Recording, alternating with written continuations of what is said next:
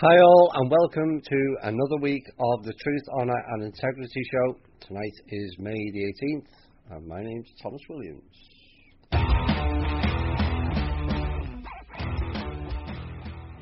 Hi all, and welcome to the Truth, Honour and Integrity Show. I hope you all sang along to that last one, because it's kind of become the signature tune.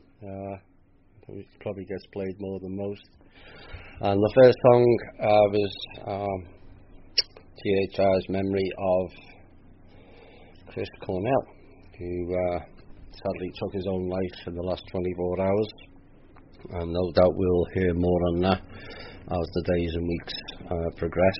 I'm not going to speculate, but maybe there was the net was closing. Maybe not. But the fact that some people are just committing suicide, it's obviously for a valid reason, and we'll see.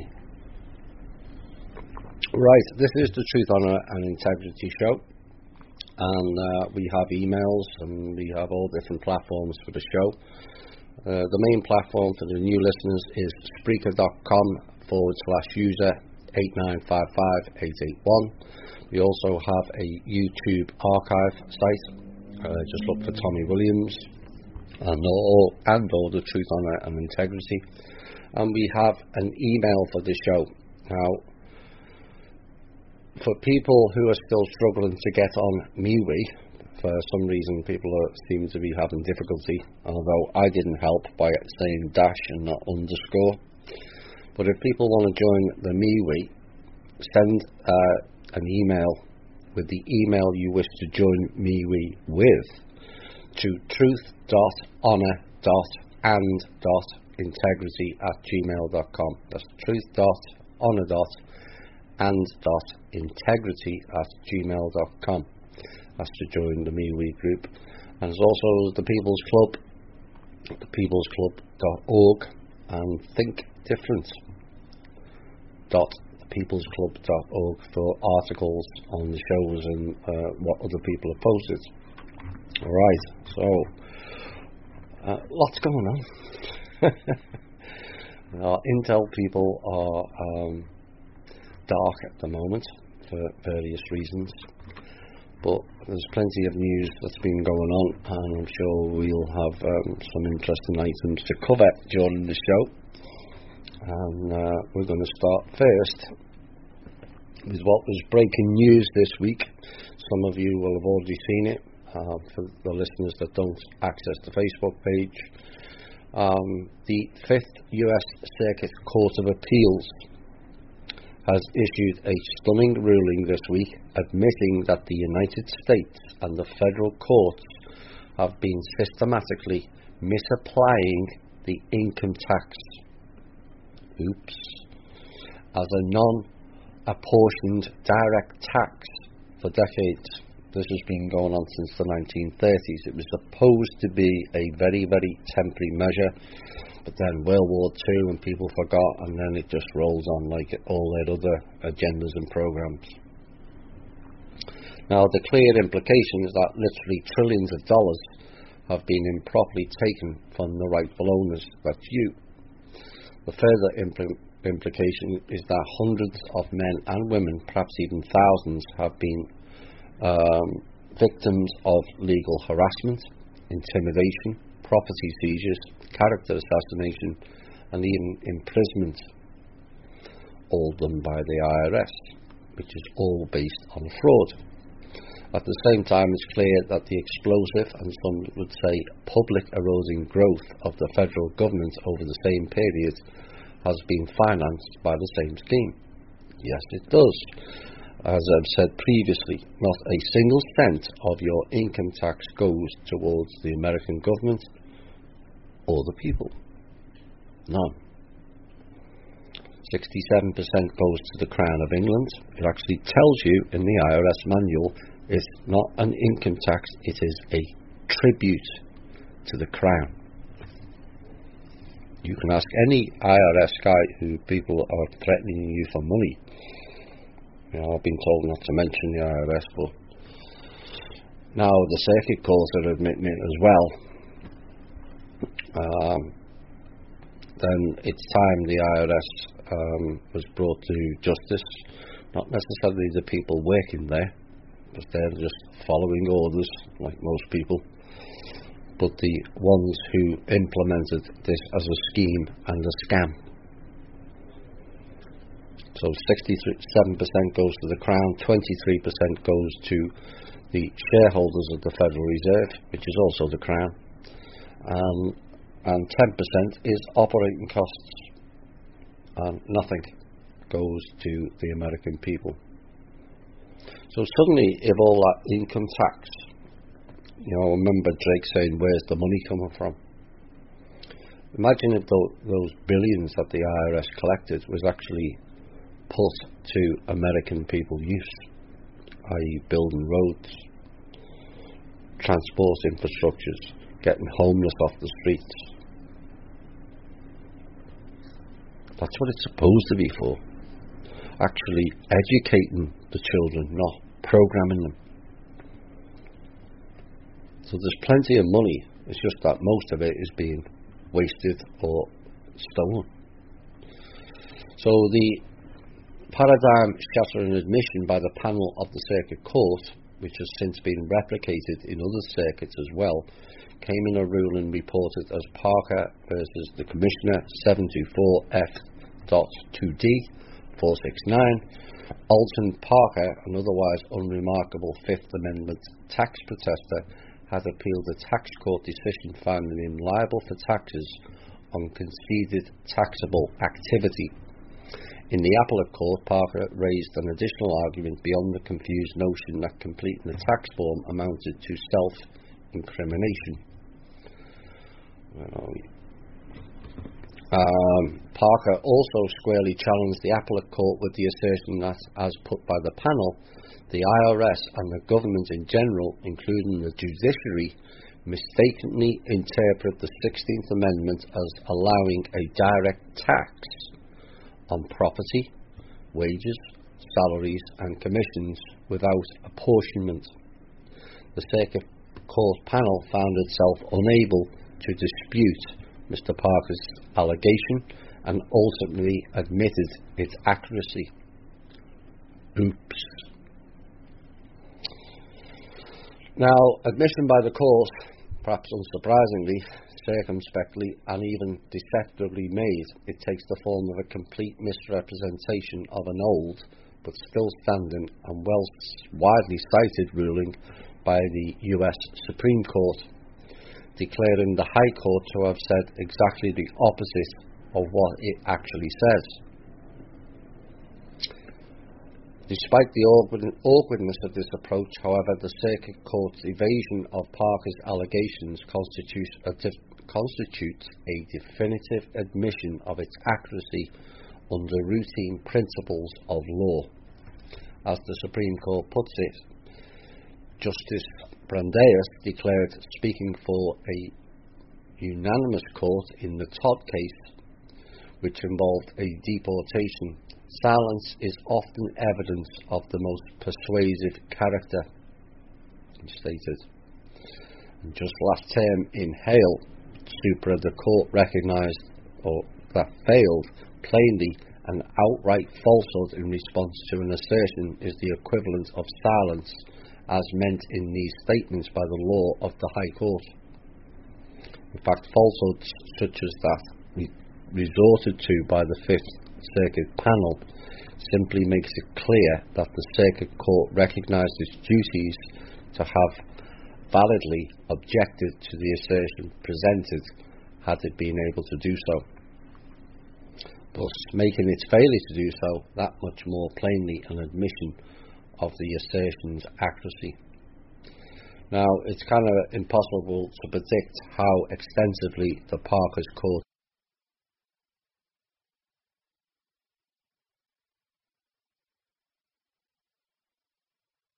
it's up to the people. Now it's been admitted in court to declare its validity. And I've said this many times before. You can't do it one or two. You can't do it in the hundreds. You get picked off. like it said earlier, victims of legal harassment, intimidation, even seizing people's property, character assassination and imprisonment, all based on a fraud. You know, the CEO of the IRS, before a House or Senate meeting that was aired live on TV, admitted that income tax is voluntary. So why do we voluntarily choose to pay it? Because of fear. And this is the biggest problem the people in the West in particular face. We're all frightened of our own shadow, never mind anything else. Oh, you can't do that. You can't argue with the police. Well, if they're telling you lies, that's going to get you fined or imprisoned, or they're going to steal property. Yes, you can. Judges are the same. People are terrified to go into court. At the end of the day, if you go into court for a ticket and you get fined $80, it's no big deal, so why the fear? In essence, aren't you being fined 4, 5, 6, even 10 times that amount, that parking ticket, on income tax? They'll take that out of your money and you say nothing, but they'll take $80 for it, or whatever it is, for a parking ticket, and people create a big fuss over it. And yet you're having hundreds stolen out of your money that you've earned on a weekly basis. The country will collapse if you don't pay your income tax. Really. Well, why aren't the elites paying it then?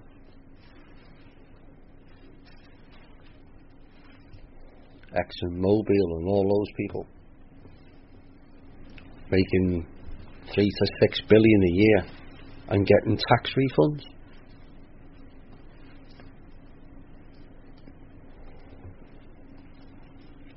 It's only the middle and the lower that pay the taxes. Remember that.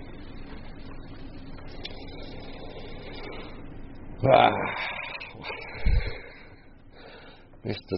Trump. I'm beginning to get sick of saying that name, to be quite honest. I don't think I mentioned Obama. Obama's name as many times as Trump in 6, 7 months than Obama in 8 years. But more fun and games surrounding Mr. Trump. Whether he's a victim or he's complicit still remains to be seen. But there's some certain fun and games going on. Like I said, I would call it as I see it. If you agree with it, fine. If you don't, fine also. Just don't be nasty.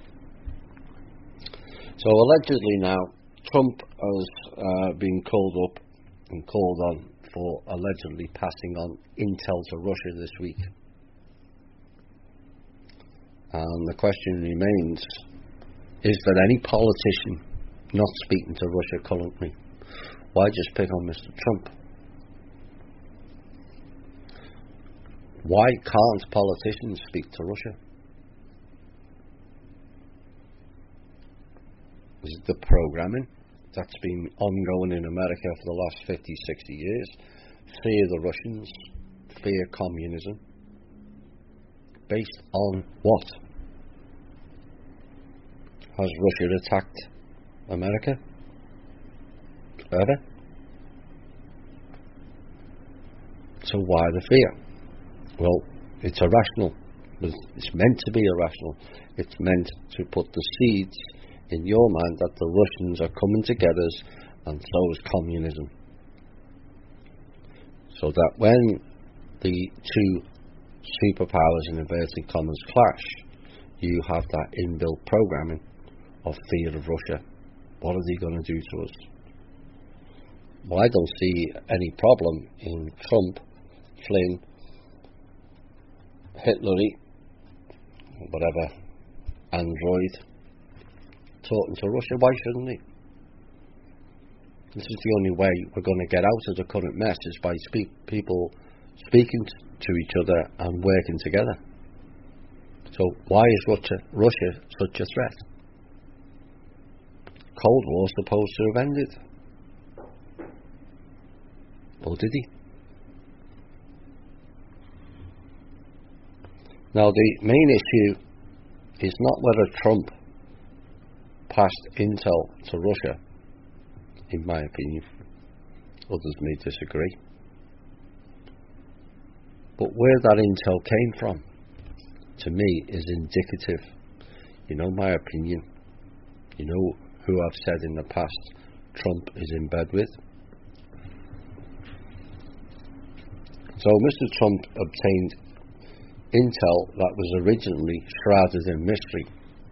You weren't allowed to mention where it came from. Why was there a directive for that info not to be shared? And more importantly, why did that country, Israel, tell Trump that he couldn't share it with any allies? Aren't we supposed to be all working together? Except Israel never works with anyone. They just use. Or the Zionist, not Israel, the country or its people, before people start jumping on racism and all that rubbish.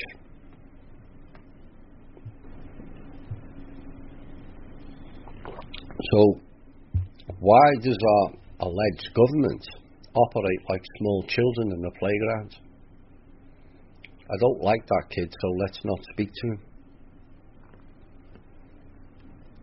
You not see that in the bigger picture of how ridiculous it makes us, not only as a country, but as a people.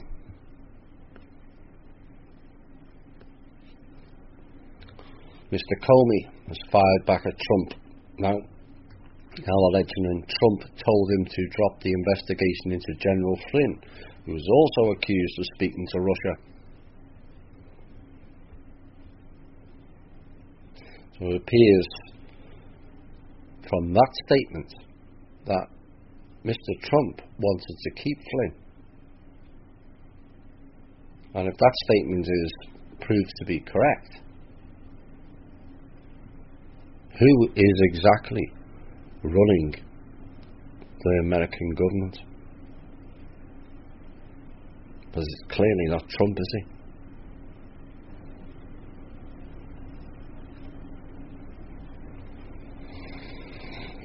More to do with Mr. Trump, of course, following Comey's decision.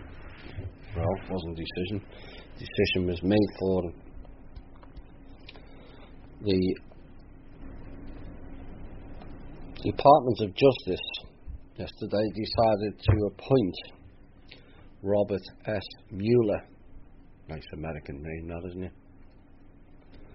The former FBI director to be a special counsel overseeing the Russia investigation. There we go again, Russia. Well, Mr. Mueller has spent most of his life in public service, and he was named to head the FBI previously, for those who don't know, 1 week before the September 11th terror attacks. Make of that what you will. He spent the next 12 years at the helm of the agency. Mr. Mueller is an Ivy League educated lawyer with an elite prep school grounding. So what was the opinions on Mr. Mueller? Worryingly, for some, John McCain approved of it. What does that tell you? And Coulter, those who should worry the most, he said, is Hillary and Bill Clinton, Loretta Lynch and John Podesta.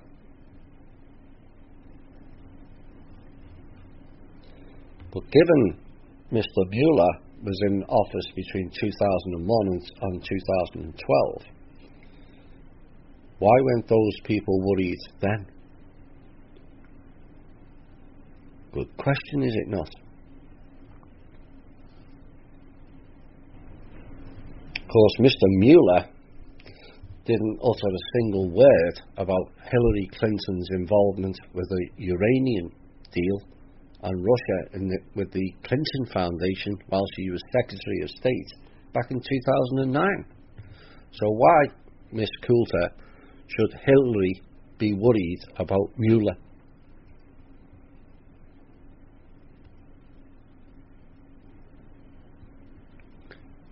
Mueller, nice German-sounding name, that. Appointed by Rosenstein. Are you getting the picture, yeah? Faction games. Now, in the height being called to step in over the Russia investigation, wasn't it WikiLeaks that issued a document that evidenced Robert Mueller delivering highly enriched stolen uranium to Russia in 2009? Oops.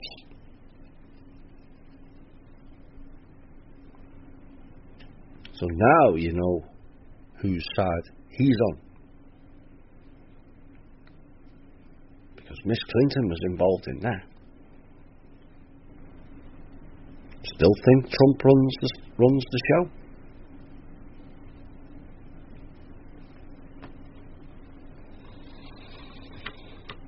I think he may like to, but clearly, from my perspective, others may see different. Doesn't look like, does it? So much for the so-called platform. Ah well. Now, it was mentioned about a month ago, Sean Spicer moonlighting, suddenly becoming a naval officer, if memory serves me correctly. I thought, well, hang on, he's still the press secretary for the White House. Not for much longer. Here comes another one. The government musical chairs is about to take another turn. Only this time, we have a Fox News host, really, in talks with the White House, Kimberly Guilfoyle, about becoming the White House press secretary. The media running the White House. Right in your face. Guilfoyle made the remarks in an interview this week. So who is Guilfoyle? Well, don't you find they're always connected to someone? And Guilfoyle is the co-host of Fox News show The Five, and also the ex-wife of California Lieutenant Governor Gavin Newsom.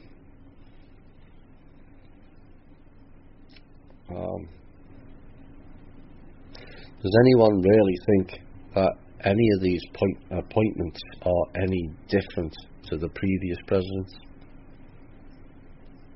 Or is it actually getting worse? All in-house appointments. And whilst we continue to have appointments based on who you know or sleep with, and not based on abilities, the train wreck called the USA Inc. government will continue, and we will continue to suffer as the people.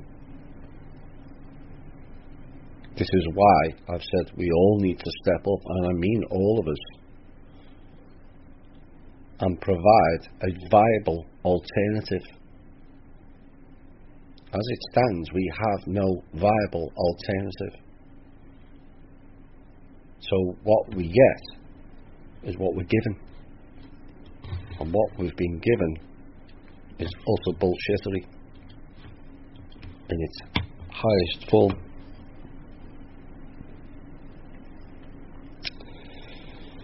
Where are we next?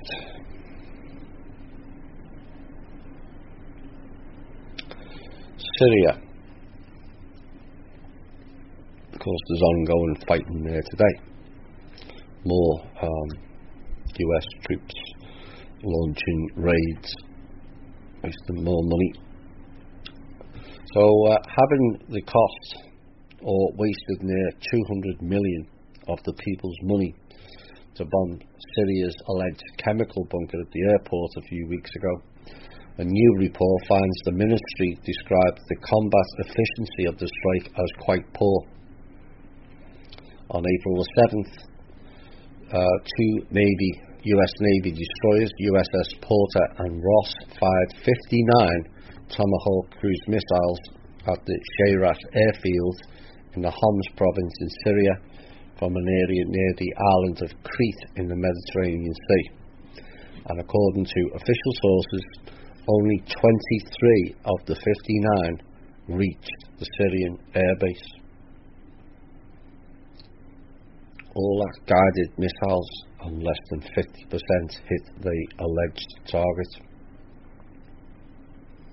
The impact of where the other 36 cruise missiles currently remains unknown.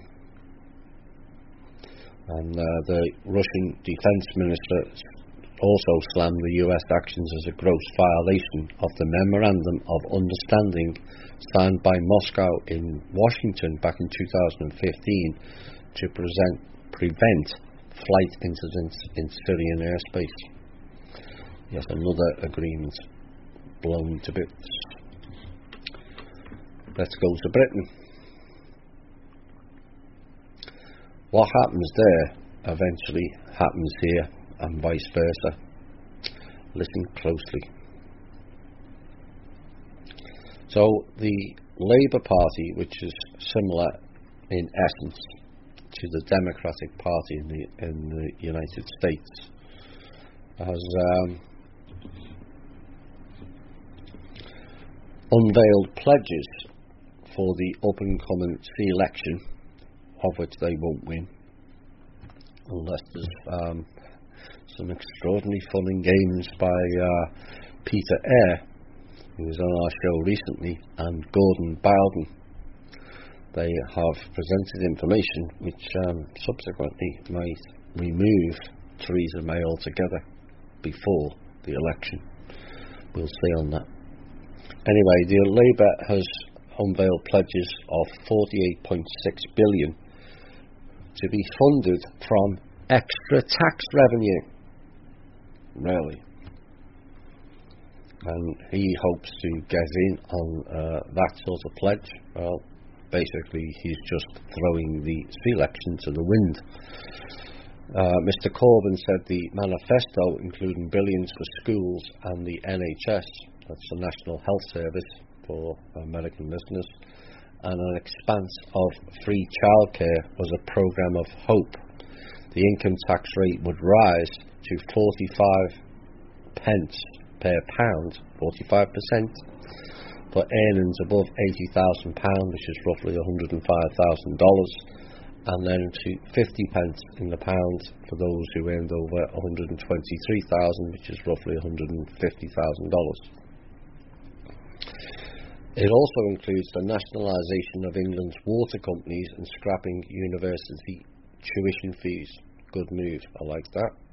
Labour said all the pledges were costed, with other fundraising measures including corporation tax rises, taxes on business, a crackdown on tax avoidance, except for the ones who really need to pay, no doubt, and an excessive pay levy on salaries above £330,000, which is roughly $410,000.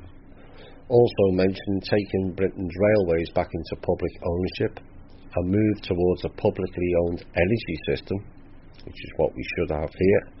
Quite why we have to have shareholders on basic necessity is beyond my understanding. The reasonable management of immigration and no bogus targets, building 100,000 affordable homes a year. Britain's new homes are minimal since the Second World War. You'll be amazed how few new homes have been built in Britain since the Second World War. Supporting the renewal of the Trident nuclear weapons system, not a good move. Offering an immediate guarantee about the status of EU nationals in the UK and refusing to leave the EU with no deal in place. Now, the deal is already in place, Mr. Corbyn. The people voted no EU. And a review, I hate that word when they come up with that. A review means they're going to increase taxes. A review into reforming council tax, which is property taxes in the US, and business rates in favour of options such as land value tax. It's another fancy word to increase property taxes. They had it in going back in the 80s called the poll tax, and basically everyone's property taxes doubled overnight, and the people demonstrated and it got changed, and slowly but surely, after a few years of it going back, it just creeps, and it's now back to where it was with the poll tax, just under a different name. That's how they do it. But sometimes the people stand up, sometimes they win. Where are we next? Head of French counter-intelligence told RT this week NATO became obsolete after the collapse of the Soviet Union, and the bloc is purposely representing Russia as a security threat to justify its own existence. So in other words, not only do we have the clan politicians propagating that Russia is a problem, NATO is also creating as Russia is a problem to keep their existence when it should have been shut down. Once the Cold War ended, NATO no longer exist, and we, the American people, shouldn't be paying 80% for it. Like I said, Russia hasn't attacked us, have they? So why are we funding 80% to keep NATO going, to protect the Europeans?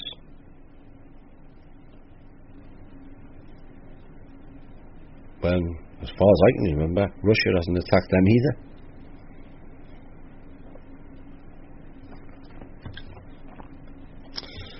So the head of French counterintelligence, Mr. Bonnet, said the Russians are no longer the villains. The Soviet threat has vanished, primarily because the USSR doesn't exist anymore. The claims of Moscow's aggressive behaviour coming from the US-led military bloc's officials are exaggerated, and the former head of the Directorate of Territorial Surveillance, as its French abbreviation goes, DFT, which was dissolved back in 2008, added, I believe that NATO intentionally fuels the perception of Russia as a threat. Like any organisation, the North Atlantic Alliance wants to continue existing, and the only reason for prolonging its existence is you, the Russians, he said. He went on, picturing Russia as an international menace just doesn't work anymore. I can assure you that the French people, fortunately, no longer believe it. There's a lot of people in Europe who no longer believe that Russia is a problem. Not saying they're squeaky clean by a long chalk, but they're certainly not the threat that's put out in this country.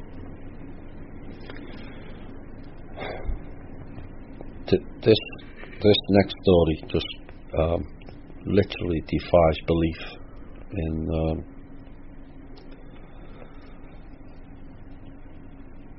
its stupidity, making claims of others when the mirror is in front of you is the height of stupidity.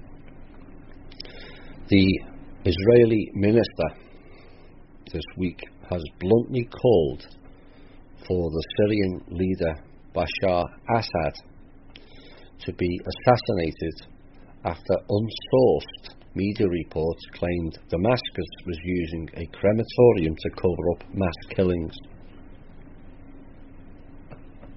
An Israeli accusing another country of mass killings? Oh dear me. I'll have to bite my tongue.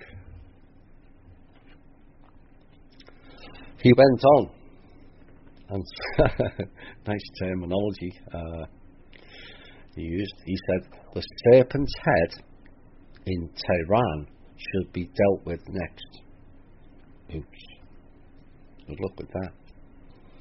The reality whereby Syria executes people, intentionally uses chemical weapons to hurt them, and now in the most recent move of extremism is burning their bodies. This has not been seen in the world for 70 years. You can't make this stuff up. Which country in the Middle East has been using the most chemical weapons on people?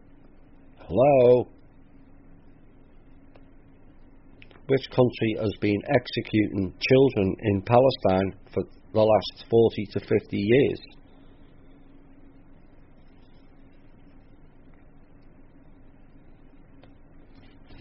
Unbelievable. He went on to say, we are crossing a red line. Indeed, the rose line. Nice terminology again. And in my view, this is the Israeli Housing Minister, Mr. Gallant. The time has come to assassinate Assad. And when we finish with the tail of the serpent, we will reach the head of the serpent, which can be found in Tehran, and we will deal with it too. What appears to be the first recorded Israeli threat to assassinate Syrian President Bashar Assad came after the US Department of State alleged, without presenting any hard evidence, I might add, that the Syrian government is using a crematorium outside Damascus to burn bodies of people killed by the government. It couldn't be burning bodies of people who were hit by nuclear weapons or other weapons of mass destruction like tomahawks, could he?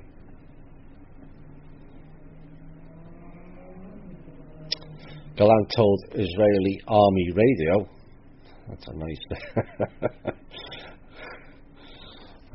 radio name, really. Israeli Army Radio, Assad's rule has been the worst since, wait for it, Nazi Germany.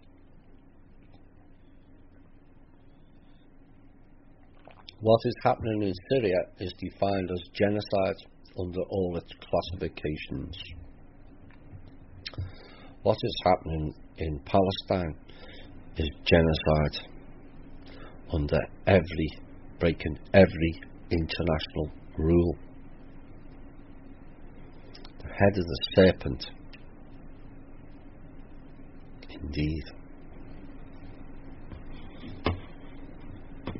Accusing another country of using chemical weapons. Oh dear Lord. The mirror ain't far, Israel. It ain't far. Some more positive news. Whilst the factions play games with each other, the US and Canadian tribes are to sign a declaration against the Keystone XL pipeline. Thankfully and finally, North American tribes are uniting to declare their opposition to the planned Keystone pipeline following President Trump's administration's approval of the once suspended project. The 1,700-mile line will carry tar sands oil from Alberta to Texas. There's also some fun and games going on of LNG, who are taking the native people out up in Canada because they want their land. A lot of the land up in Canada belongs to the native First Nation people. Now, some of them, thankfully only a low number, but 10% of them have sold out to the cabal or the oligarchs, but the vast majority are choosing to tell them to stick it where the sun don't shine, and we're staying on our lands and you're not digging for oil or pipelines. They're the type of people that should be funded heavily to compensate rather than having the land destroyed. It's easy, we could all sit here and pass judgment, but if oil was found in your backyard, that makes you a millionaire, but destroys the community. How many people would refuse it? The multi-millions. You just don't know, do you? So kudos to the tribal people up there. There's 90% of them in Canada are telling them to stick it. I hope the other 10% will recognise the error of their ways as time goes on. Earlier we reported on the fact that the governor of California has millions of dollars set aside in his latest budget, not to help American people, but to help illegal aliens with defence fees for lawyers. I thought California was bankrupt. Now, the California's Governor Moonbeam Jerry Brown, that name keeps coming up. It's about time that people removed him permanently out of office. That clown is just playing games with the people there. Not only does he want to spend millions of taxpayer dollars to fund illegal aliens and their defence team of lawyers when they're being deported, but he's decided he's raising taxes as well on the Californian people to pay for that. Mr. Brown this week went further. I hope the Californian people will listen to this. But Mr. Brown actually had the nerve to call taxpayers of California, who are already overtaxed, freeloaders. Yes, that's right. You're the people that pay for everything, but you're freeloaders, according to Mr. Brown. In response to criticism over a new $52 billion tax hike for the already heavily taxed state, Governor Jerry Brown upset taxpayers, calling them freeloaders. The freeloaders have had enough of them, Brown said at an event in Orange County this week. It's time the freeloaders fought back and dragged him out of office. That man crops up in the news with his stupidity far too much. Maybe he needs to go and see the jizz woman and senator in Texas, and maybe that might keep him happy for a bit. Where are we for time? Do I cover some of this? No, I'm going to leave that until the second hour, the op-ed pieces.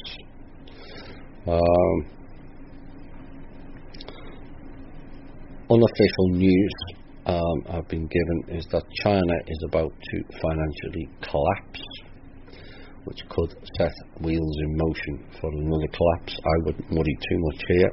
They can't afford for the US to collapse because of the off-world trade. Oops. And it is expected that there will be a concerted effort to overthrow Trump out of office in the next 2 weeks. Right, we're going to go into a music break, and then I'll come back with a few pieces I want to cover, and then we'll go into the usual question and answers. Where are we next? Here's an old song done in a different way by a band called, I think they're a Scandinavian band called Nightwish. Hope you enjoy it.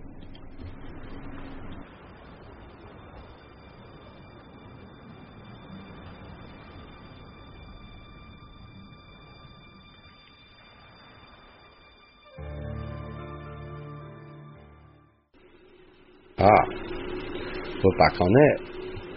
It seemed prior to, I don't know how much it was offline, but the usual fun and games.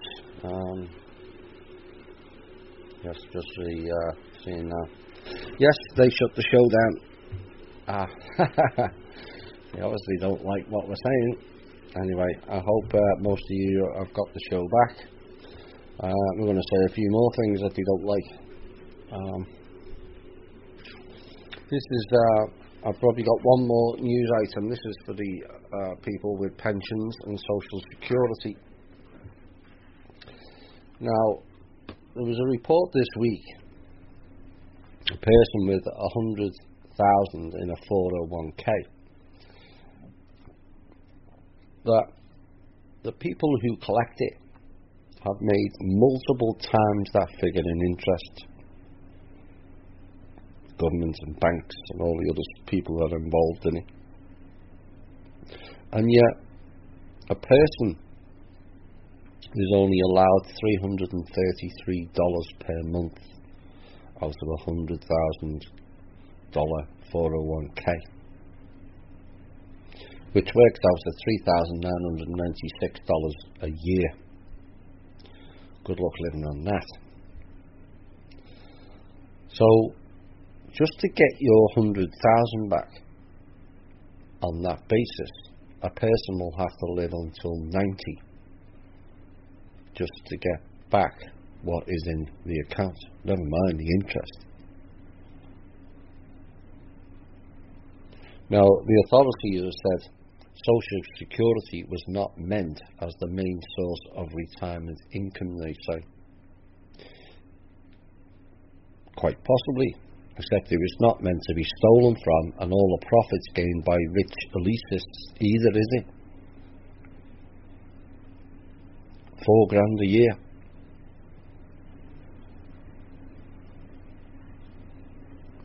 Social Security full retirement age under current law is now in process of being moved from 65 to 67, following Britain's line recently. See how things transfer across the pond. So to keep lifetime benefits for the average worker roughly constant, benefits claimed earlier than the FRA, full retirement age, are actually reduced, and benefits claimed later are increased. That is, if the FRA of 66 means that people will get 100% of the benefits at 66, 75% if they retire at 62, and 132% if they retire at 70. But it still doesn't make any sense, does it? Now, the comparable numbers for age 67 are 100% at 67, 70% at 62, and 124 at 70. So the FRA rises from 66 to 67. The worker retiring at 62 sees his monthly benefit cut from 75% to 70% of the full benefit. The worker who increases retirement age from 66 to 67 sees no cut in the monthly benefit but receives benefits for one less year, reducing his lifetime benefit. So whichever way you look at it, the FRA, the full retirement age, is a cut in benefits either way. It's just, if it's not enough to rape the people with income tax, they rape you with pensions and social security. Just all round rape. And it's time where the people said they've had enough of it. It's our money at the end of the day that they're stealing. Now there's a couple of things. We're going to go into some word magic again. Some of it you'll have heard, some of it you won't.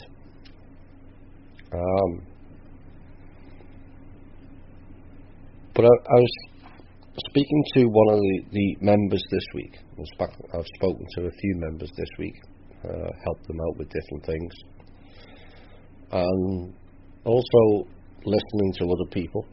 And this includes myself, I might add, is the fear I mentioned earlier in dealing with cops in the court. Now, one of the things you can do to counteract that is shielding.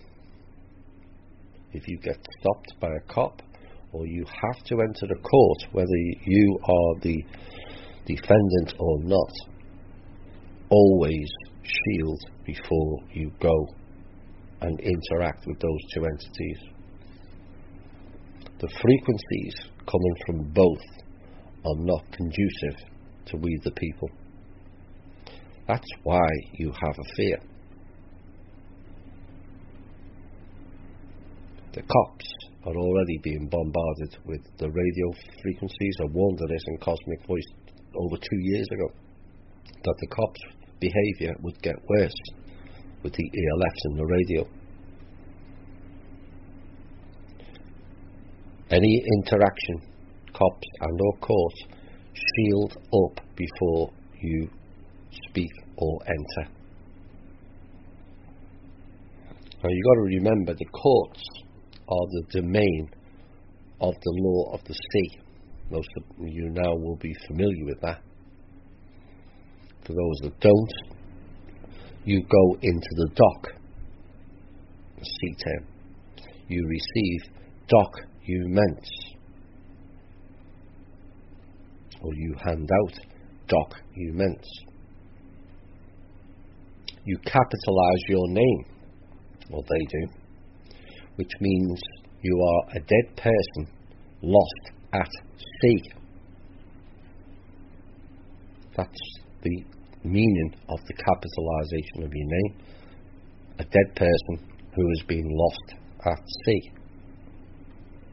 If you claim that you're not dead before the age of 7, that capitalisation can be removed, and so can the fund belonging to the child. Then you look at the terminology of a newborn. Is that like the same law of the sea? The waters break. Good start. Where does the baby then go? Down the canal. Another water term.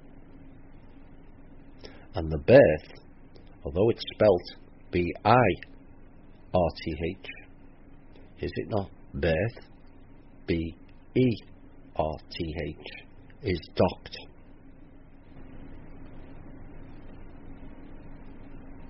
This is how they play with words.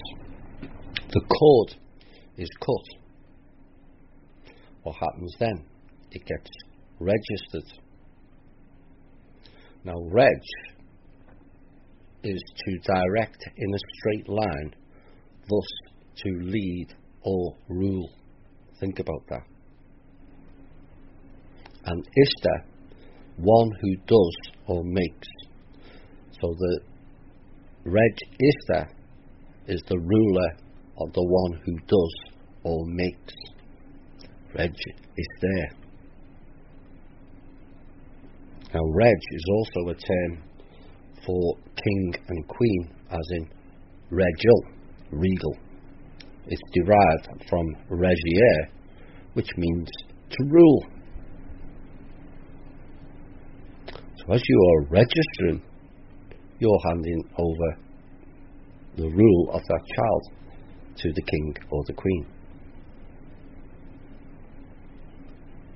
But it doesn't end there, does it? And this is one that most people will have not heard of in the word magic.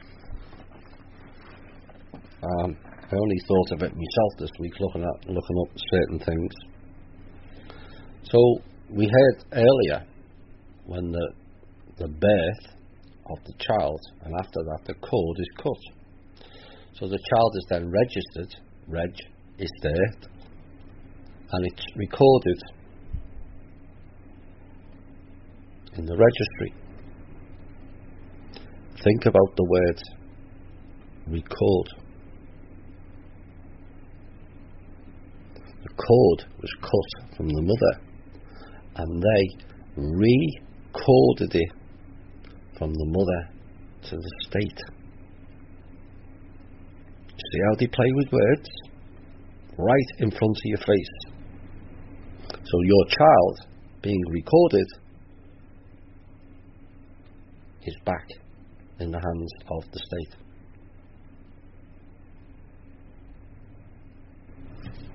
Very clever, is it not?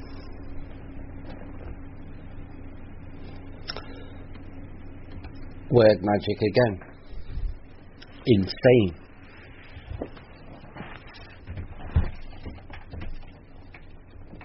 If you have sanity, it means you are in sanity. Two separate words. Let me just adjust my chair. Sorry about that. I got my headphone cord caught under the chair. So, if you are sane, you are actually insane. Two different words, not one. You are acting in and of sanity. But they declare us insane. And I go, thanks very much. Because you are unsane. Again, another play on words. You hear the people of the terms losing your mind. Great. But you can operate just as well from the heart rather than the mind. So it's funny how they use all these terms as in bad reference when it's actually not. Schizophrenics hear voices in the head, and they tell you that's not really good, we have to give them all kinds of drugs and lock them up. But is it not the case that everyone hears voices in our head all day? A constant chatter. Why are we not declared schizophrenic?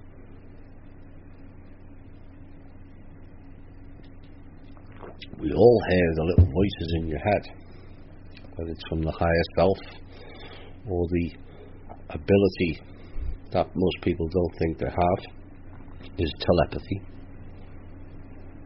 What you're hearing is other people's voices. Sometimes it's your own.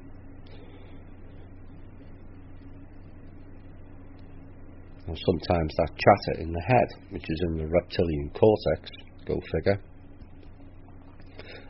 people need to quieten that chatter down to a level you can control.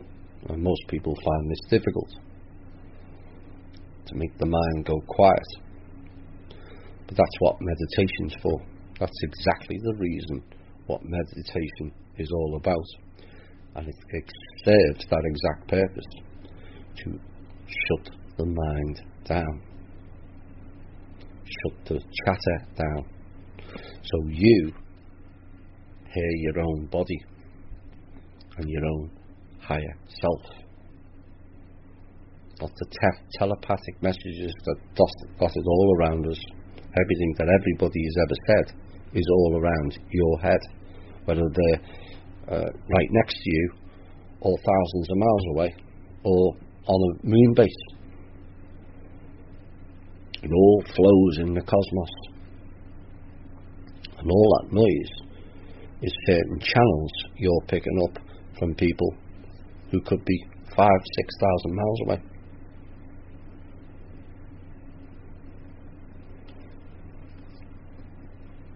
But it doesn't mean we're classed as schizophrenic, does it? Well, the difference with schizophrenia is the voices are more clearer, which makes them a threat.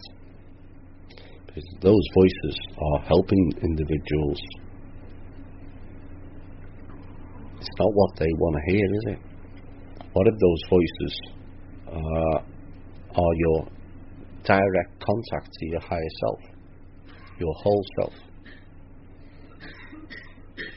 Again, it's not what they want you to hear, because you'll get the truth. Now, a lot of schizophrenia have also opened the channels too much, where they're channeling entities that are fairly dark. But those schizophrenics may have been through the programs.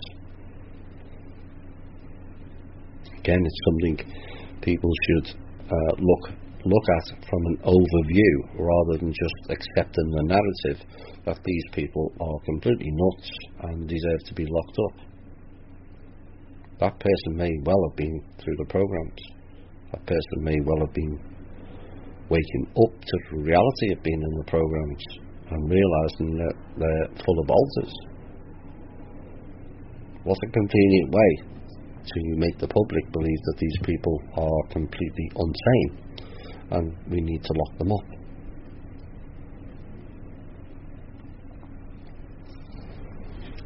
Very easy to do. Now, last week I touched on doctors, and you always hear people saying the same thing. It's the programming. The doctor knows best, and it's repeated ad nauseum. What people don't realise is that is part of the suggestive programming. The individuals who say it have absorbed that programming. The doctor knows best. Well, it appears the doctor doesn't know best, because the doctor's not there to cure you. I think we've all found that out by now. 7 years of training and 0 minutes on cures. So how does the doctor know best? Well, clearly he doesn't. So that is a program. And so then it creates an example of how easy it is to control you. It doesn't matter how awake you are. We've accepted a level of narrative right through our lives, and without realising it, we don't know what we've signed up for. We don't know what we're actually saying. And what I'm trying to get people to do is to stop, look at the words that you're saying, and think about it. That person's insane. That's a good thing. It means they're insanity. 2 different words, not one combined. The cabal are unsane, as in not insanity. But we just repeat words without realising the impact that those words are having. We all have different sayings, like the doctor knows best. You just keep repeating it. You're just reinforcing the programming over and over again. Well, the school knows best. They know what to do. They know how to educate the kids. Do they really? The nurse knows best when she's giving you a vaccine full of poisons. Not really. So we have to stop following that narrative that we've all imbued into our lives, myself included, and stop and think what we're actually saying. Because when it comes down to it, most of what we're actually saying is also bullshit. None of it really makes sense when you apply it in a proper manner. And this is where the critical thinking comes in, the overview, analysing myself. What am I saying? Where did that terminology come from? Is it based on fact or reality or not? Because they know where the word magic comes in. And you find that most of us don't mean what we're saying due to the ignorance of that word magic, the spells.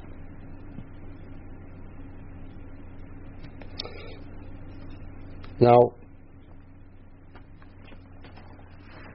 people have often said we need, I've said it on this show, we're in danger in this country of all-out civil war. I'm not going to dampen it down. There is a possibility. It's been a possibility for the last few months now. As the factions war increases, people are going to get thrown under the bus, and it may be some people that the public don't want to see thrown under the bus, i.e. Mr. Trump.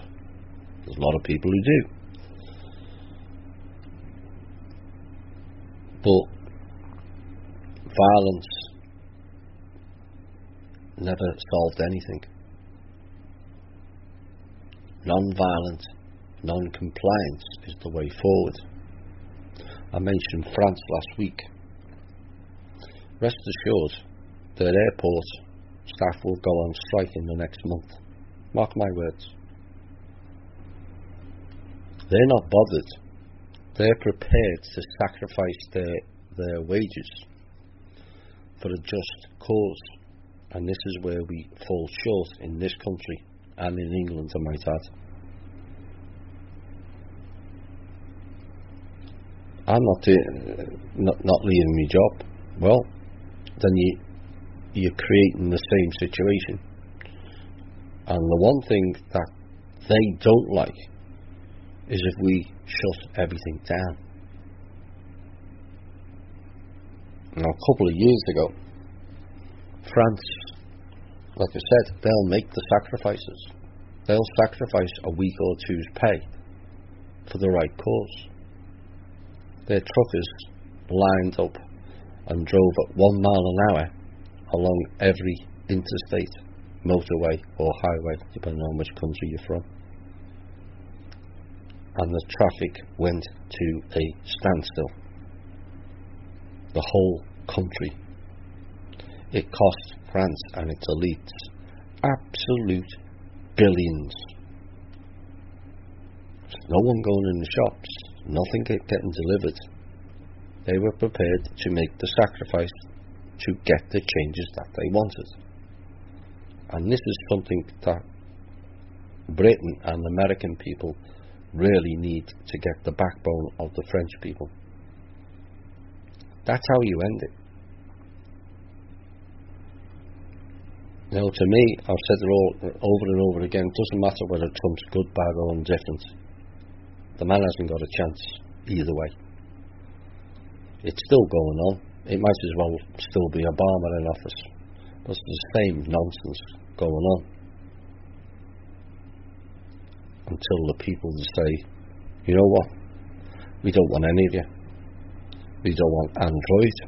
We don't want Trump. We don't want Pence. We don't want Ryan, McCain, and all the other clowns. It's not a single one who operates for and by the people. Not one.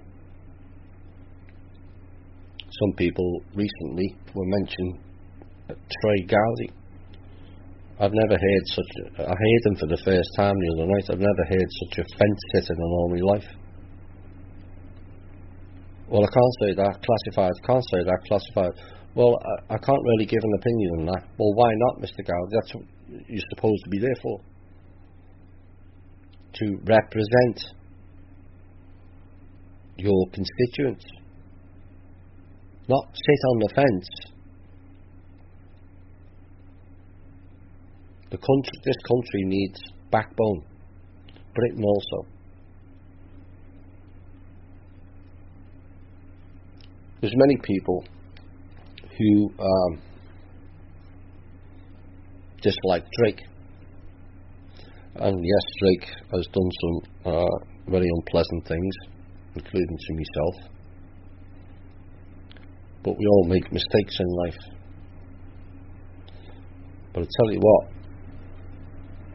Give me 10,000 Drakes any day. That man is prepared to have a go.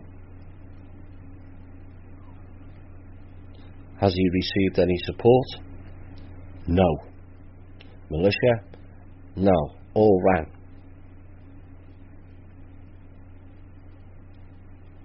Underground armies? Ran. Like I said, Drake might be many things. One thing you can never accuse him of is having guts to stand up and take them on by whatever means necessary. Now, some of his methods doesn't suit me, doesn't suit a lot of people, but at least he's having a go. What's the point of joining a militia if you're not prepared to do what the militia was set out to do? It says in the Constitution, if the government steps out the line, the militia steps in. Well, where are they?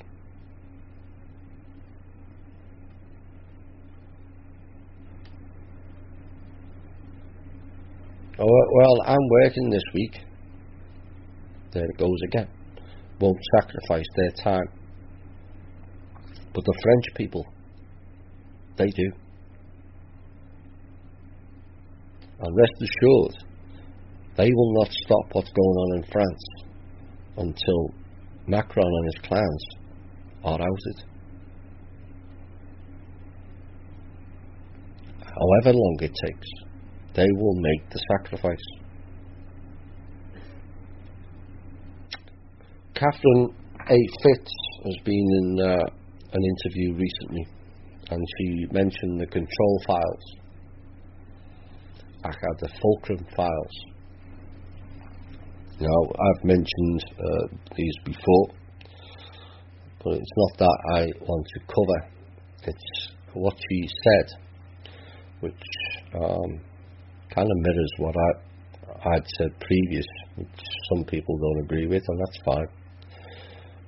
But certain people, politicians, actors, actors, all the alleged famous people, have been, some of them have been shown the control files, as she called it. Well, this, our show, people, or people with a fairly long memory, even though it was only a couple of months ago, mentioned that the Fulcrum files were being shown to many. And the hope is that they step down.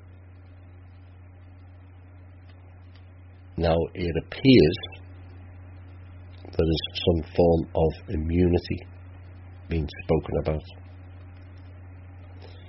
and a full immunity at that, according to Catherine Fitz. This mirrors some of the information that I was given months ago. Now, some people, maybe all of you listening, may not agree with it. And like I said, I fully understand that. If you're the parents of a child that's been lost their children to vaccinations, you want retribution. Or you've lost people in Afghanistan, or Iraq, or Vietnam, or the 80 other countries that America's invaded. But I kind of mentioned this 18 months ago, and I think I would like people to think on it again. Now you know some of the depths that these people have gone through. I'm not saying have full pity. I'm not suggesting that we ignore their crimes under any circumstances. The more heinous ones have to be dealt with in a proper manner. And as I understand, they will be. But there's some of them who have been involved in corporate crime, etc., which is bad enough, who should be perhaps given full immunity. Why? Because it's that fear of being lynched and their family destroyed, that's stopping many of them coming forward. So they feel they have no option. Of course, they're getting threats from their paymasters. You step out and we're going to take you out. Mr. Obama himself got that from the Bush family the day after he took office in 2008. But I would like people to consider it.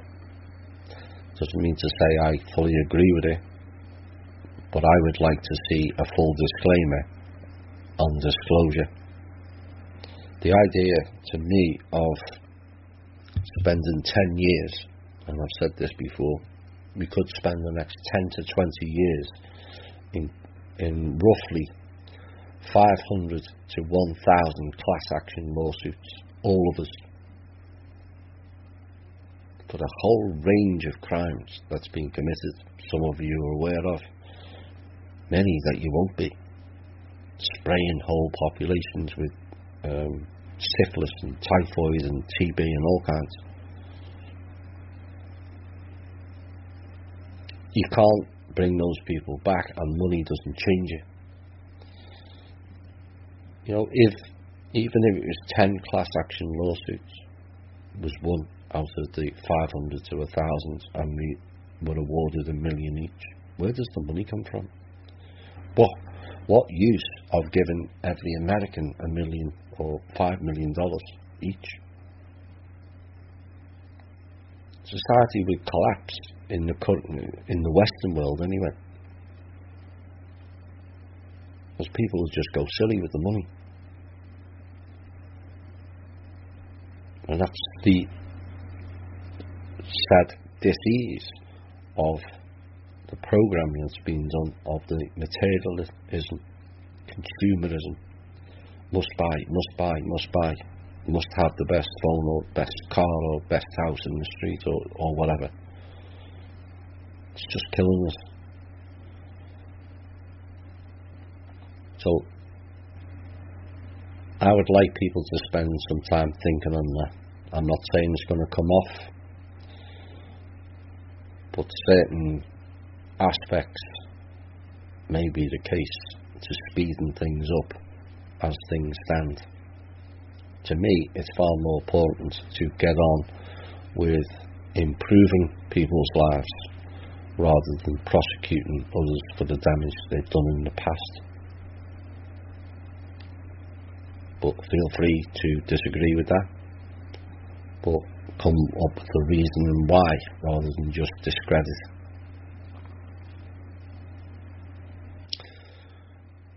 Now, Orb Tellers mentioned something, and this is again a thinking point, that if we didn't have a control structure, society would collapse. And most people's reaction would be, what a load of bollocks, basically. But the reality is different.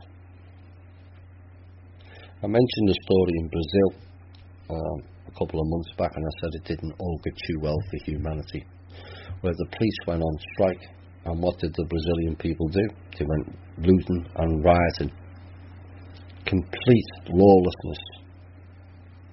Now, you can argue, well, we're not Brazilians, Thomas. But can you really, hand on heart, say it wouldn't happen in any town here if the police went on strike? You just never know, do you? And from, again, an overview point of view, how do we change the cabal's idea? Let's assume they're not all total freaks and hideous control system administrators, and they feel that they are playing a program of trying to get humanity to wake up. Again, I'm just playing devil's advocate to get people thinking. Have we, the people, really stepped up sufficient to provide a viable alternative to the control system? Or do we still act like we need it? It's something to think about. We're all complaining about Hillary or Theresa May or Trump or Blair and all the other Assad and Netanyahu. But what have the people done?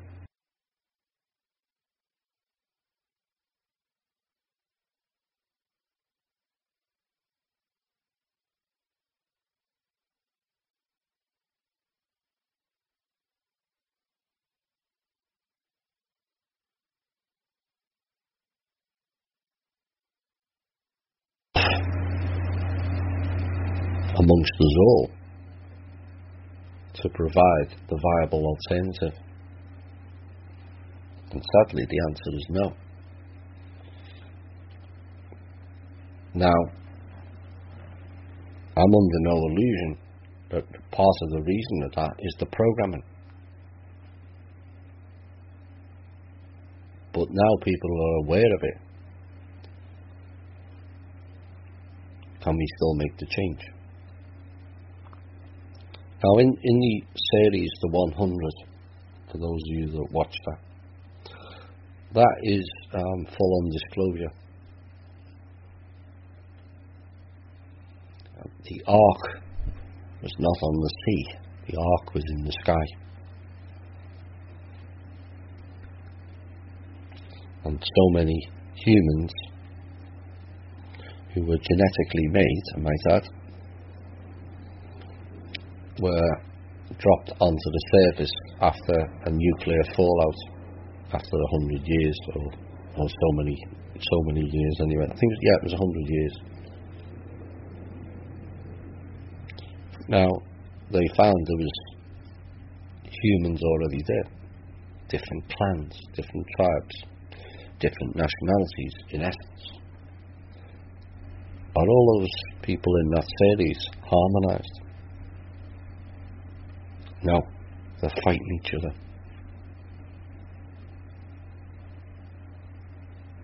And that, from an overview, is the cabal's view of humanity,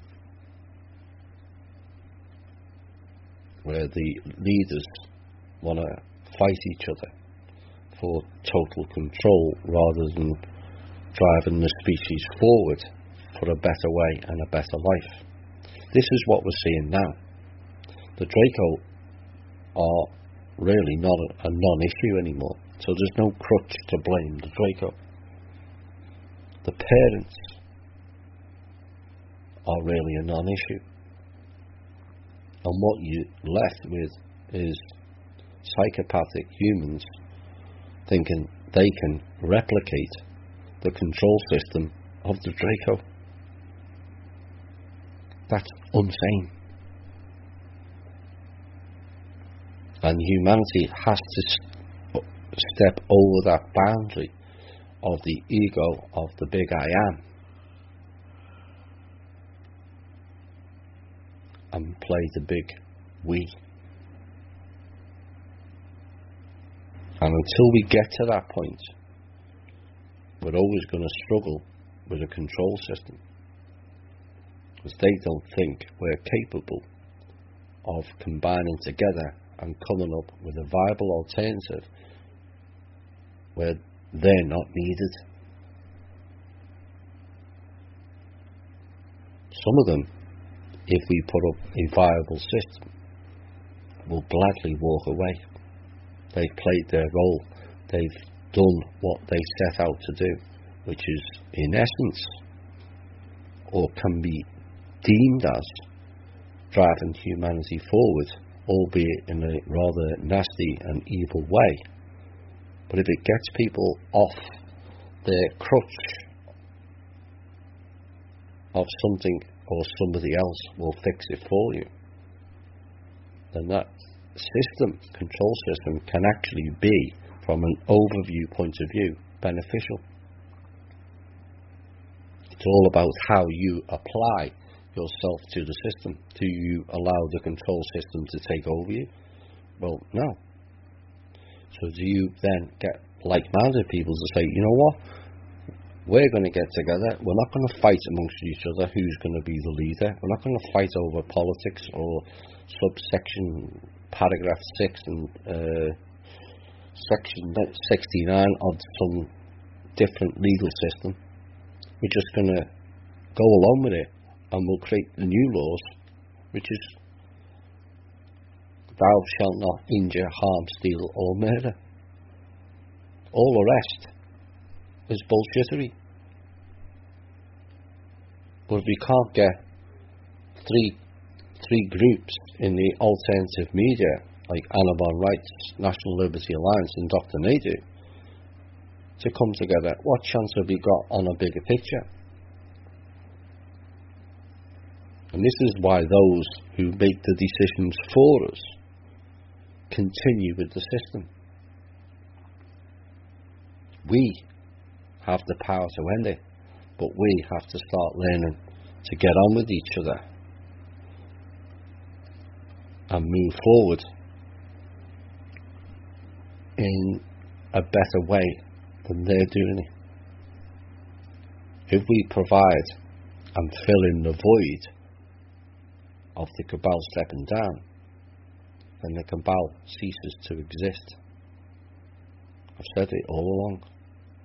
It's fairly simple, really. It doesn't require wars and bombs. It just requires the people coming together and saying, I'm prepared to take on my personal responsibility. Are you?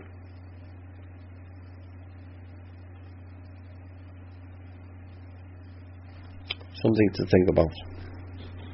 Where are we for time? Let's see if we can get... there's a few more. I wasn't going to touch on this anymore, but I thought I'm going to mention it. Because it's kind of been prevalent this week. And it also plays into word magic again. Mr. Corey Good and the Bill Ryan story, the project man Bill Ryan, seems to be running on a bit further. Corey Good's now changed his narrative again, is that he wasn't out for 20 years, the Mars 2020 program. He was now saying he was being out for 40 years. Yet again, Mr. Good changes his narrative. Also announced this week, Corey Good is working with Hollywood. Go figure. They're nice people to deal with for the alternative media. On comics and movies. Now, it's all come kind of a long way since I first outed Corey Good back in May and June of 2015. Feels like time hasn't moved on. But I'm pleased that program, and it is a program, people are now starting to see through it. But Mr. Ryan, who's claiming Corey's story is all scripted, like the Israeli minister before, should look in the mirror himself.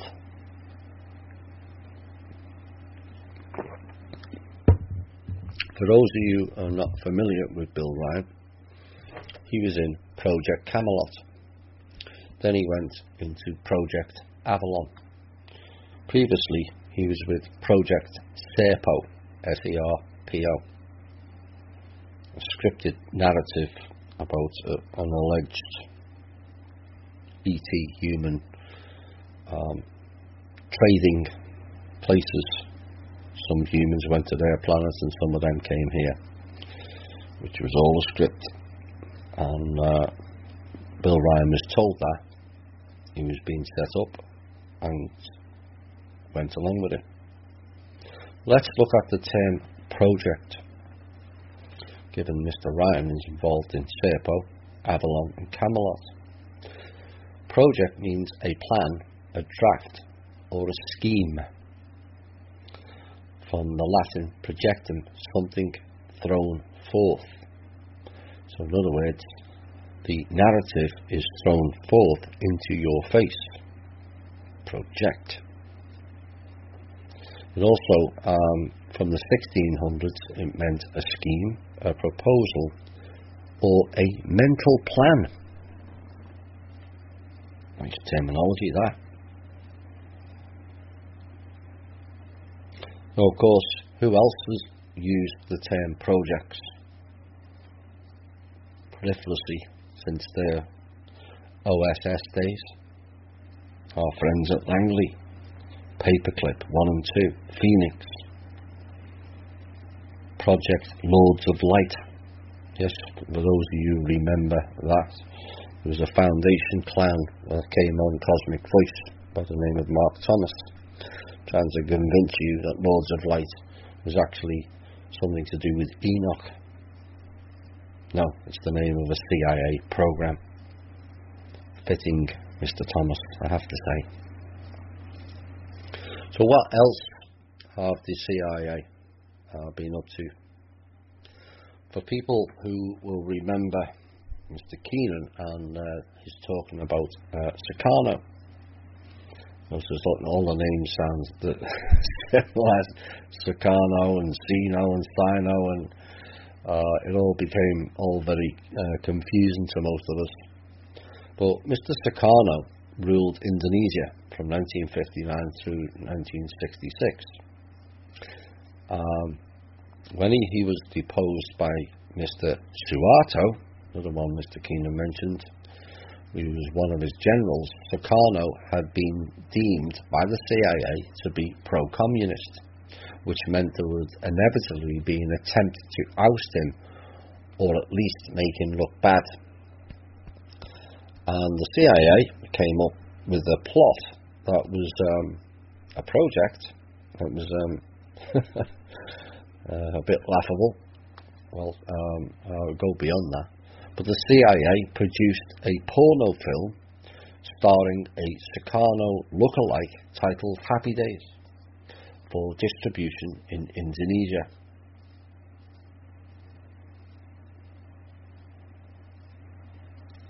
This is our money that these people have been wasting. But the CIA thought the people of Indonesia would turn against them, being tricked, deceived, or otherwise outsmarted. One of the creatures that God had provided for man's pleasure cannot be condoned in Indonesian culture. And basically what they're saying, that a woman had gotten the better of Sukarno. The film went as far as production and stills were made, but for some reason, perhaps common sense, it was never actually deployed. Bizarrely enough, the CIA went to do another project, and this idea resurfaced shortly before the Second Gulf War, when the CIA suggested that a fake gay porno featuring Saddam Hussein and or Osama bin Laden be produced in order to discredit these men in the eyes of their followers.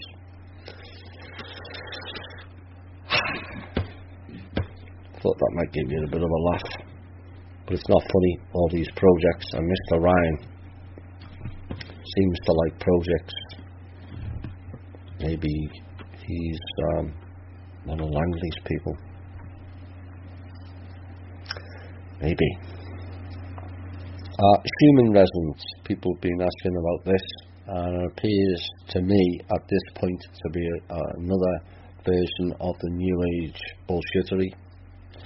Now, we're commonly told that it's going up is a good thing, but recent insiders and scientists in the know have confided in me recently that it's going down is better for the planet and the people.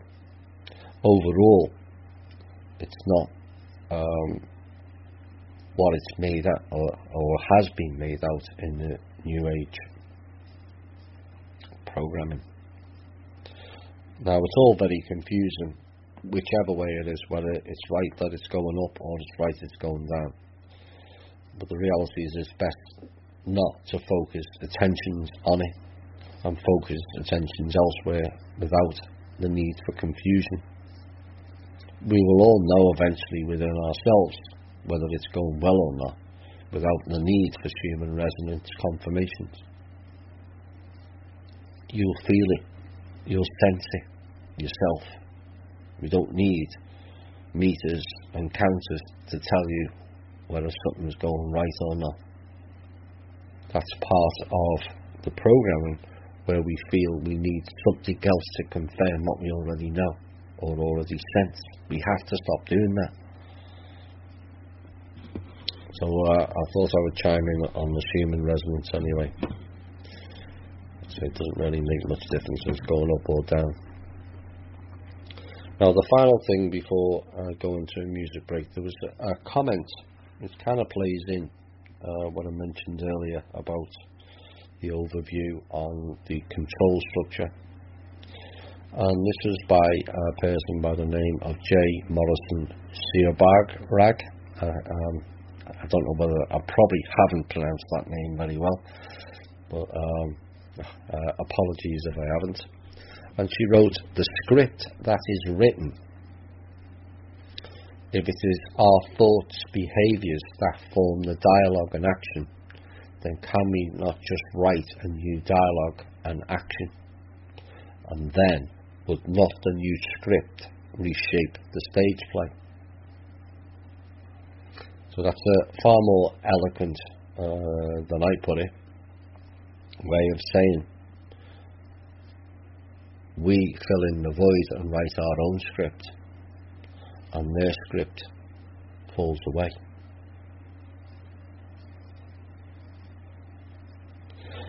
Or are others writing the script for us? Currently, yes, they're writing the scripts. They're telling you, this, we're going to have this war, we're going to take this money off you, we're going to tax you for this, we're going to poison your food, we're going to do this, this, this and this.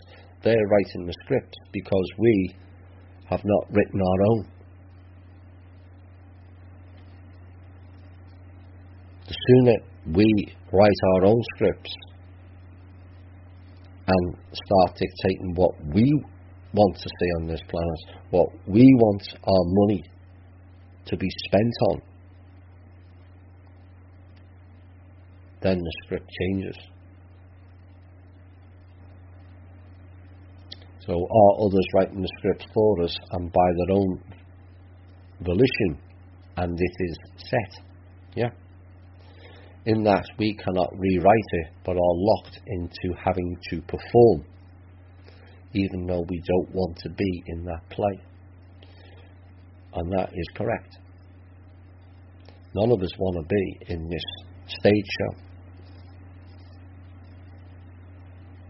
But until we write the script and change the narrative of the play, we're just performing seals for the control system. Time we start writing our own script and not theirs.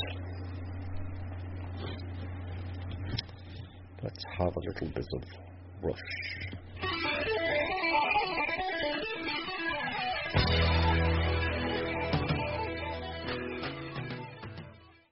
Hi all, and welcome back to the final hour this evening. A lot to think about in the last hour, and I keep doing this, making you think, because it's the way forward for us. You know, all of you need to give yourselves a pat on the back. You took the lonely path.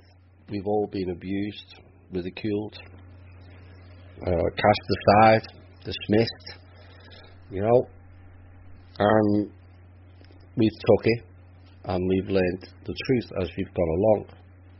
Yes, there's been bumps in the road and clowns who like to put side streets in that path, which has been well covered on this show, but that path is getting more and more clearer. We're getting into a time now where, in essence, it's fun for us. It may not seem that, because times are difficult, but it's all relative. We've been telling people about pedophilia, about government corruption, about banking corruption, about mortgage fraud, etc., etc. And our families and friends have ignored it. Now it's in their face. So in essence, whilst all this disclosure can be overbearing and overpowering, and it is to many, because too much of it perhaps is coming out, it got left too long. I feared that 2 years ago, that everything would come at once and it would be too much for some. But I hear many people now mentioning how suddenly members of their family are coming to them with questions. Well, what do you know about this? And that's a validation of the path you took however many years ago when you started seeking the truth. Each and every one of you should be applauded. It's not been an easy path, has it? Even now it's still not easy, but it's a lot easier. As disclosure comes out, more and more of what we've been telling people is being validated by the day, sometimes multiple in one day. The news is just exposing everything. And yes, largely it's faction infighting, which we said would take place. Going back 18 months ago, you will see a lot of faction infighting and where they'll throw each other under the bus. But they're exposing the crimes of each other. And in essence, we're getting disclosure out of it. And then the public, and more of them are waking up now, and now starting to see the truth of what we've been telling them. So, whilst it's heavy and some people are struggling with it, I can tell by the silence on the page. Some people are finding it too much. There's too much news coming out. But look at it, take a step back, look at it from an overview point of view. These are fun times for us. Because everything that we've been saying is now coming out into the open. And yes, we're all looking for some sort of big event, some big arrest. But there's none better than being validated for the path that you went on, which you were declared nutty and all kinds of other things for. You've had personal satisfaction out of being validated for the truth path you've all stood on. Pat yourselves on the back. It's not all bad news. It's only how you perceive it as being bad or good. And yes, we want, like I said, we all want a big event. Maybe that's what we need.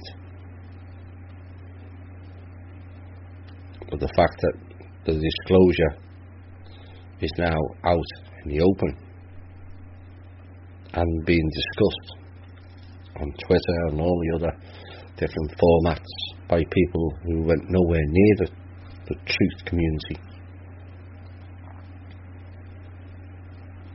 So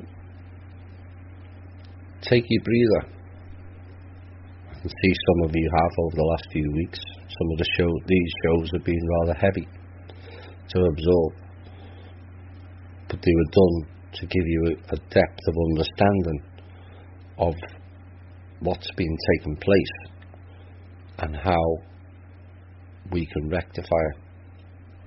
Not I, we.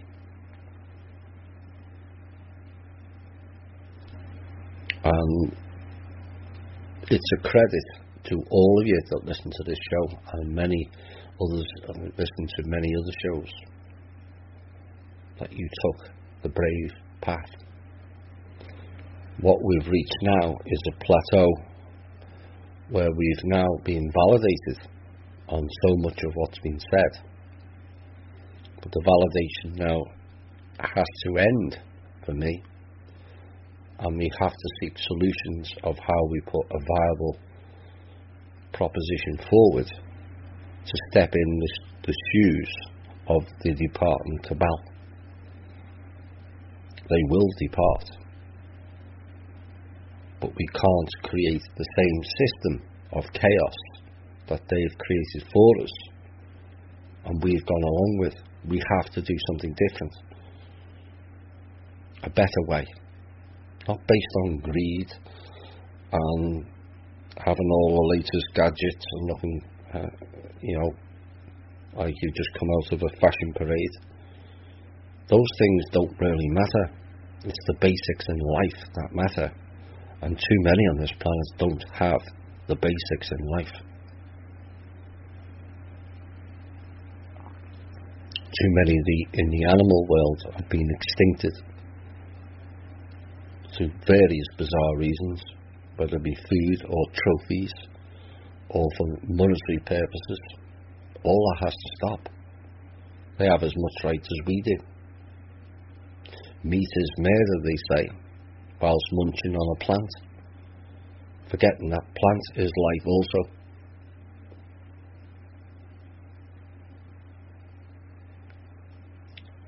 Some choose to provide the nutrition, but we must remember to give thanks. But animals weren't meant to be herded into small pens like chickens and fish farms and genetically modified. That's an abortion of creation. So we have to then come up together with proper solutions of how we go forward. They keep telling us that we're overpopulated. Allegedly, according to them, there's 7 billion of us.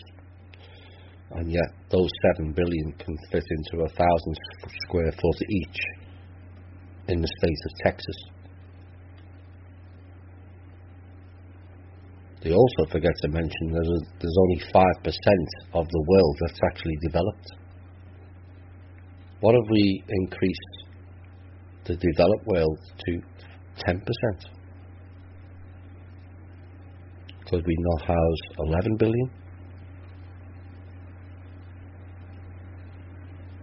What if we increase the developed world to 20%? Could we not go to 15 or 20 billion comfortably? Providing we use the resources in a better way than we're doing now. If the new technology is beneficial to humanity to go forward, and it has to be, otherwise we're going into AI and robotoids and all that rubbish, then a lot of the waste of the resources will not be required. We won't need to cut trees now for wasteful reams and reams and reams of paper on legal bullshittery or red tape bureaucratic nonsense.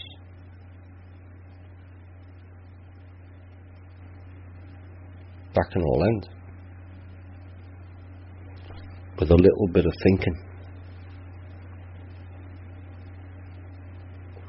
So the idea that we're overpopulated is also bullshit. The problem is the select few are mismanaging the resources. The select few are denying us an ability to operate in a better way with newer technology. Look at cars. It's 100-year-old technology. Why are we still driving around in them? Gas guzzlers. When there's stuff going back as far as 1930, when a German designed a carburetor that did 200 miles to the gallon.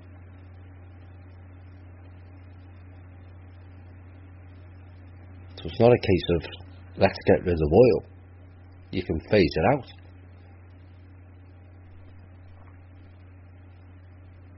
All people will still make money, just not excessive amounts. So I'd like to thank each and every one of you for the difficult path you've taken. Never underestimate what you have done, each and every one of you. We could all just sat there like sheep thinking everything's hunky-dory and we'll just sing Kumbaya and everything's great. No, we've took the difficult path, but now we have to take another difficult path and come together and come up with viable solutions to drive this species forward. As we do that, the cabal slides down. Their control, the slider of control, goes to the people and less them. And eventually, there's no need for them. That's up to us, not them. So, thank you to all of you. Right, let's get into some questions. Where are we?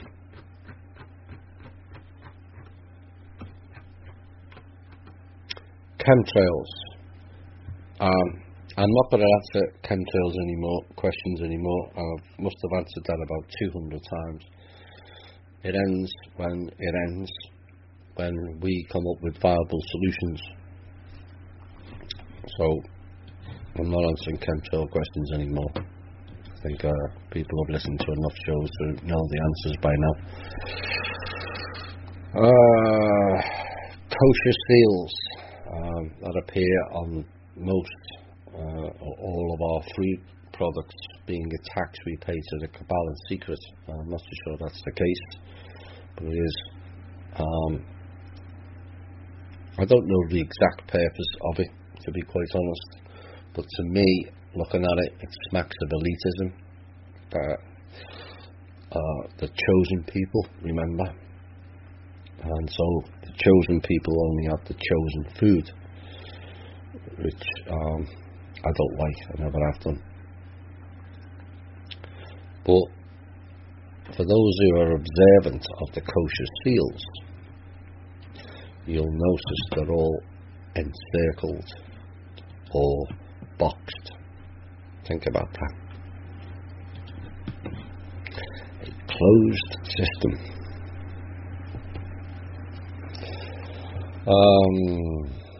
Can the People's Foundation create satellite offices in other countries and do the same as the foundation in the US?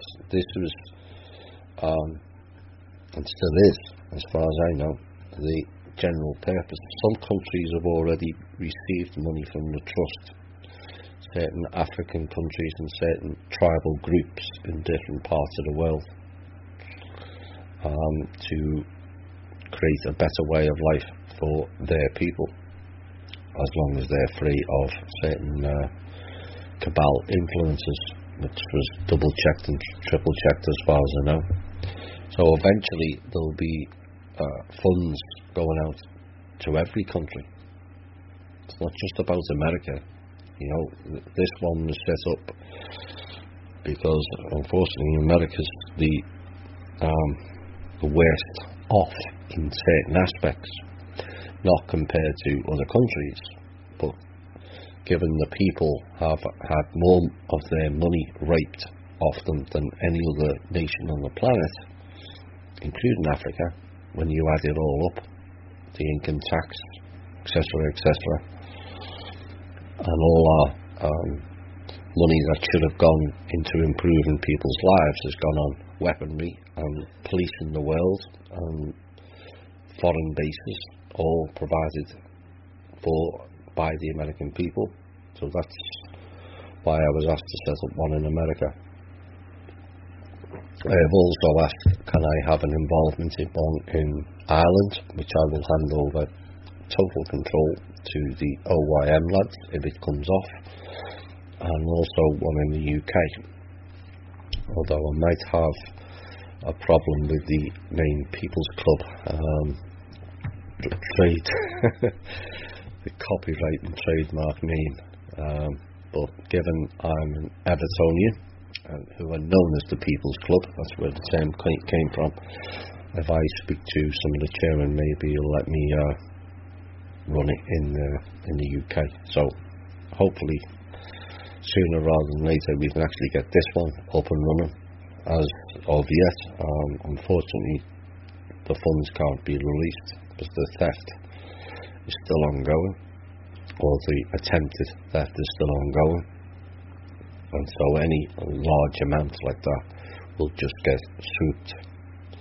Now, one of the questions was, even if there's low amounts, could they get stolen? Yes, but it's less likely.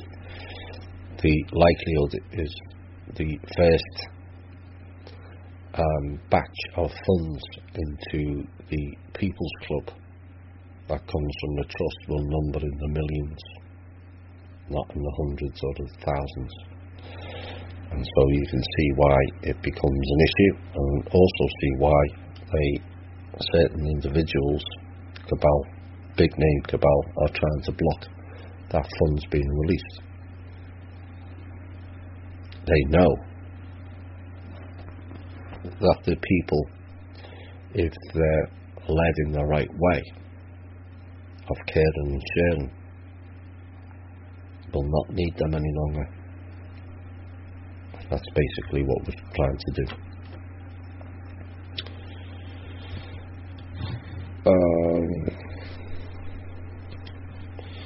But the other thing is, eventually with the funds, is we will create, it will, as the funds increase year on year and people get to know about it, and more of the general populace will put in, I don't just want people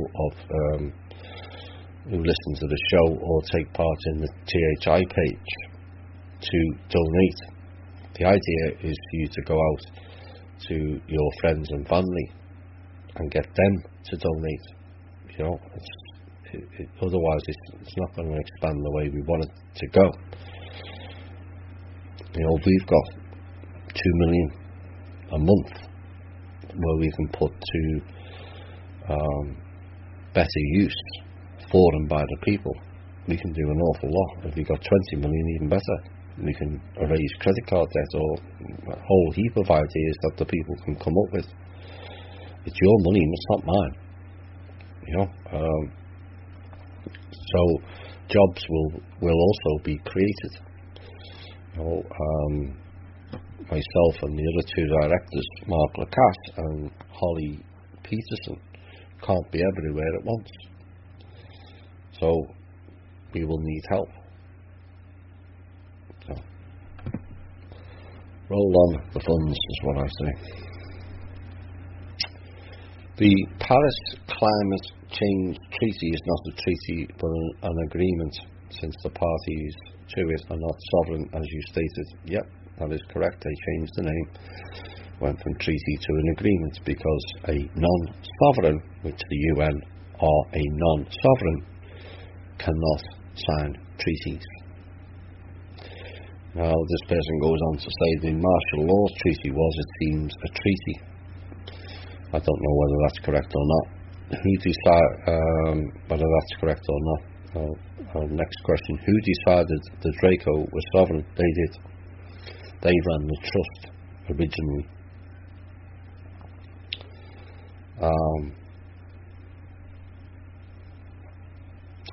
If it was not the Draco, no, it was the Draco.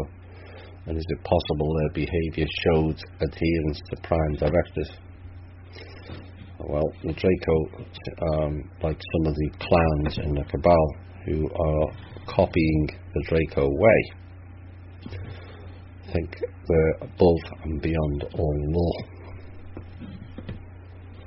and everything is there for their benefit only. But with the signing of the official treaty, I'm hoping we may have someone on a show fairly soon that will go into more details of not only that, but some of the issues with the foundation and some of the trust, and also what's going on with the kingdom.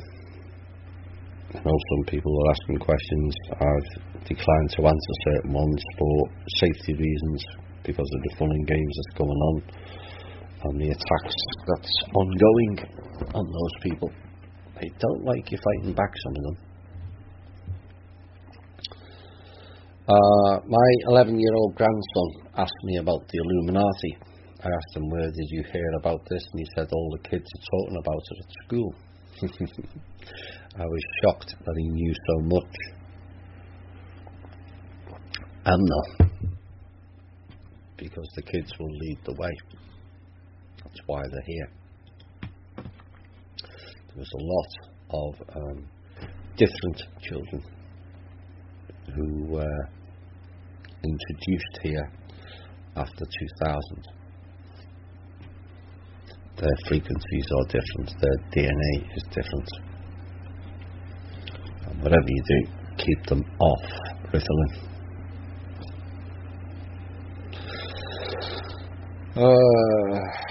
What is the current percentage for full energy level for change? It was 95%. I know what you're getting at now. The organic, it was 93%. I don't have an update on that. I don't think it's changed since that time. It's still at 93% from what I get. From organic to inorganic. From inorganic, I should say. In the metrics of a school system in the name of freedom and shaking off the deep state, are we in kindergarten or closer to graduating high school? I'd like to say the latter. I think we're near the former. Because we need the viable option. Now, in some aspects, we are near graduating in many aspects. For that matter, the fact that we've managed to force them to disclose.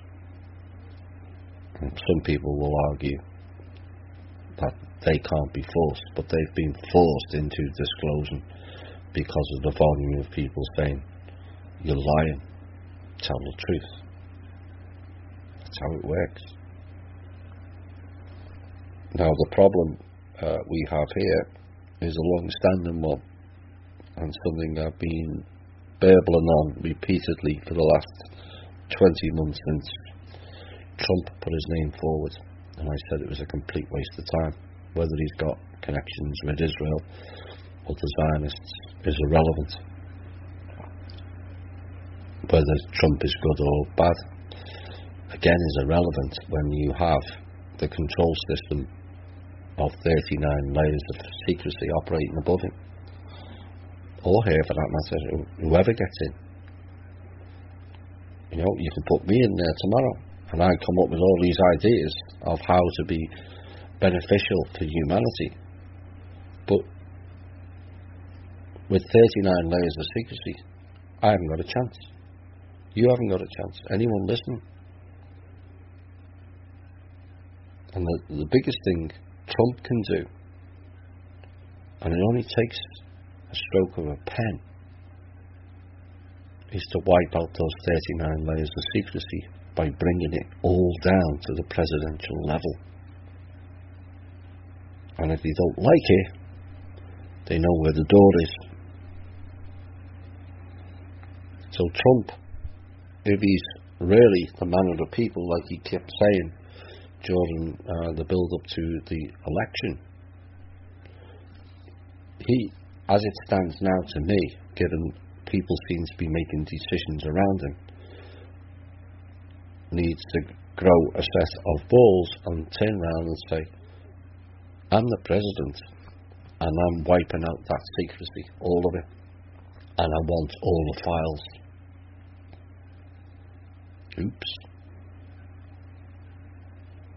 And if you don't give it to me, I'm walking out of this White House door now and going to the media. Will he be under threat? Absolutely. He's under threat now from 3 different sides. 2 of them bad, 1 of them not. But that's how Trump or anybody else in there changes it. bring the levels of secrecy down to presidential level, which is what JFK tried to do 11 days before he was murdered by the Bush group, et al. Johnson. Or just walk out the White House door and go, here's your presidency, up yours. The world would go into uproar. A lot of people will think it's fantastic. Some people will be glad he's gone. But it makes a statement. You know what? I'm not playing your game. I'm the president, not you, to the State Department. Up to Mr. Trump. There is two choices of ending it tomorrow.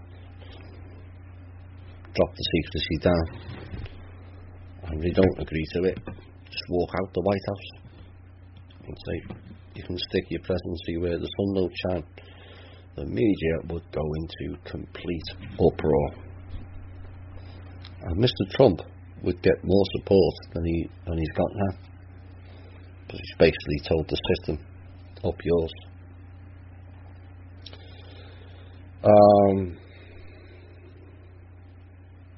Next. Any information on Ken Scott, Gemstone University in Pantera? The depth of this man's history is amazing, and his outlook on how to live outside a control system seems plausible. He does talk about a reset on things, and he and his wife are supposed to be working on his vision for Pantera for the last 20 years. I'm not aware. I had a brief look, and it does look interesting.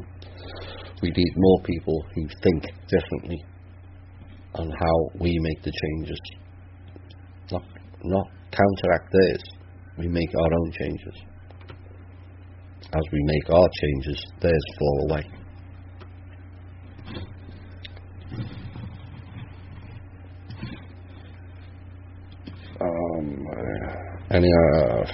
From time to time you've talked about the parents and sons or kids being taken out. Who are these parents and sons of which you speak?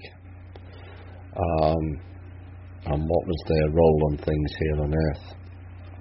Well, the best thing you can do, I'll give you an idea of it, but we did The Future of Humanity back in June or July 2015, I think it was, when I was on Cosmic Voice, and it covers the whole layers of the control structure and who they are.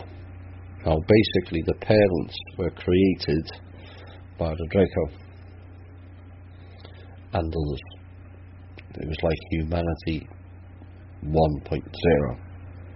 We came after them, and they were a lot taller, or they are a lot taller than we are, almost double. Now they kinda are the managers, for want of a better word. The Draco are the chief executives. The parents were the managers of Earth, and they like to play games.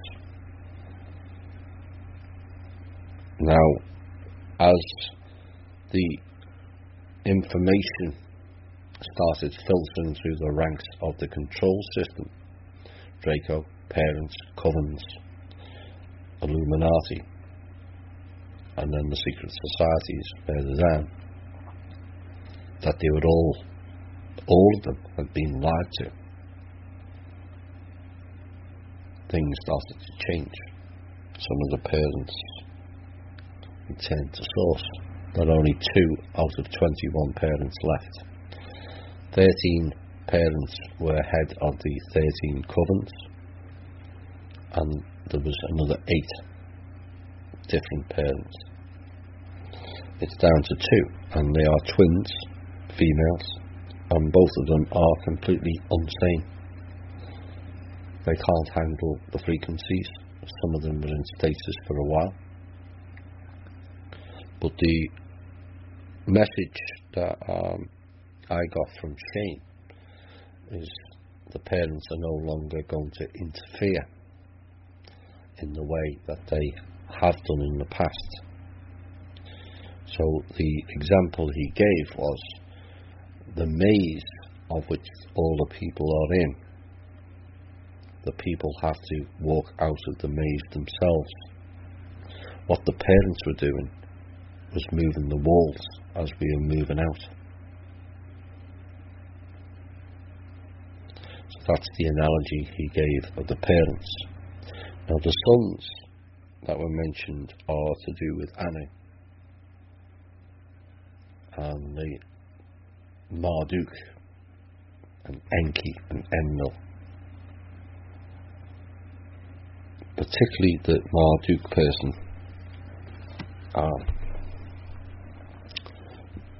Him and Enki have been a blight on humanity. Enlil, not so much. I know that's not what people have heard, but it's the opposite way around, like everything else they tell you.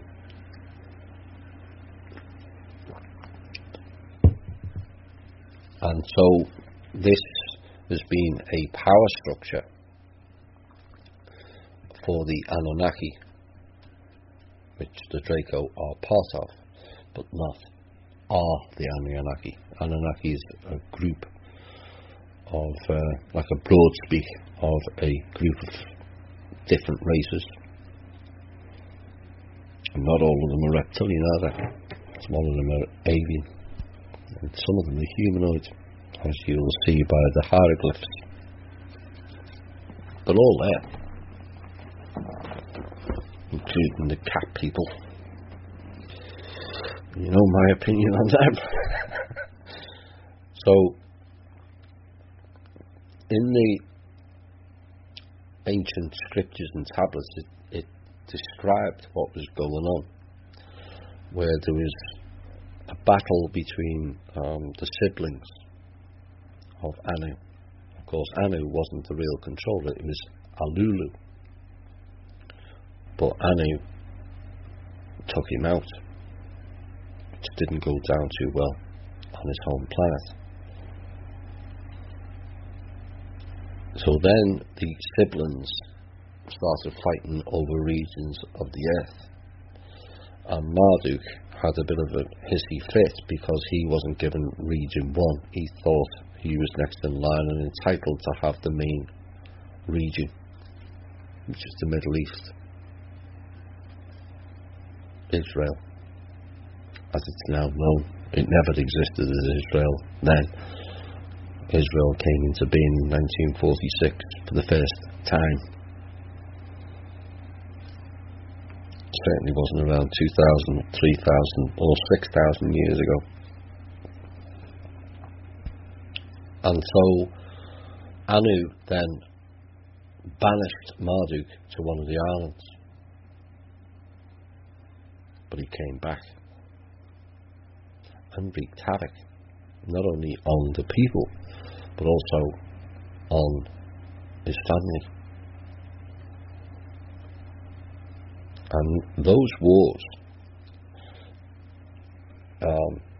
is largely what's been playing out in the Middle East, except they're using humans to do the battles for them. 5 regions that the Draco people created. What have we got now? 5 factions. It's the same thing over and over again. History repeats itself like the loops.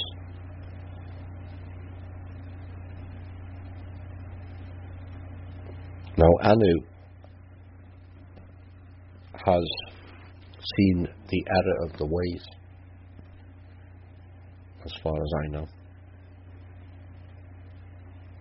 There has been interaction with him over the last 2 years of how we change the things on this planet and repair some of the damage that they've done. Now, one of the things that I wasn't pleased with is that he left some of his family behind to teach them a lesson. Well, we don't really, or didn't want, their people learning lessons, because they then take those lessons out on we the people, the humans. And that is what basically has been taking place. every American president for the last 50, maybe even more years, has operated for and on behalf of the entity known as Marduk. Until last November. Humanity had had enough of the entity known as Marduk, and he was removed. So I hope that gives you an idea of the parents. They're a human form, but they're not like us. They're a lot taller. They're not necessarily the giants, although they are giant as such, but not the ones that Shane has been mentioned about the giants that are in stasis around the world. Different ones. Thomas, did the Cabal step down, their control system taken down? Will the Cabal AI synthetic, hive-minded, walking dead, robotized individuals who were created, engineered, programmed by the Cabal AI system that are here to only carry out their agenda, system control, just disappear, die out, be removed, have to be dealt with accordingly, or question mark? Well, it appears, from my knowledge, a whole heap of people are just holograms. That's part of the AI system, the construct. So, if that holographic system goes down, which is what we're hoping to achieve by going back to the organic instead of inorganic, then those people will disappear because they weren't real to begin with. I know people have a hard time believing that, but you don't understand the levels of technology. Even I struggle with it sometimes. That's the barrier to overcoming what they're capable of doing. If someone would have told you 5 years ago that they've got spy and listening programs in the TV set, you would have laughed. You've got them, haven't they? Someone would have told you 5 years ago that in your laptop they can switch on the webcam remotely, you would have laughed. Don't talk stupid. You're paranoid, you are. But they can do it, can't they? Where they can put satellites in space 200 miles up and photograph and read a penny. The capability of technology that they have had available to them is way beyond the levels of what most people can understand. Would they have individuals who go one step further?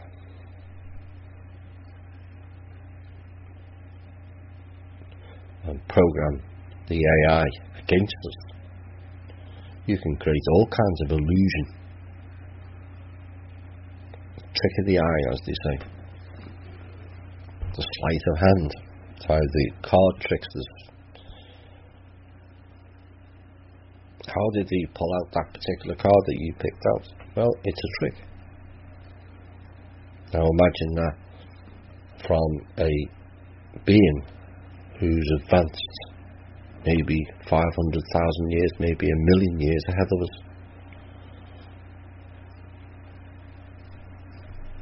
Like you can convince kids Father Christmas comes down the chimney.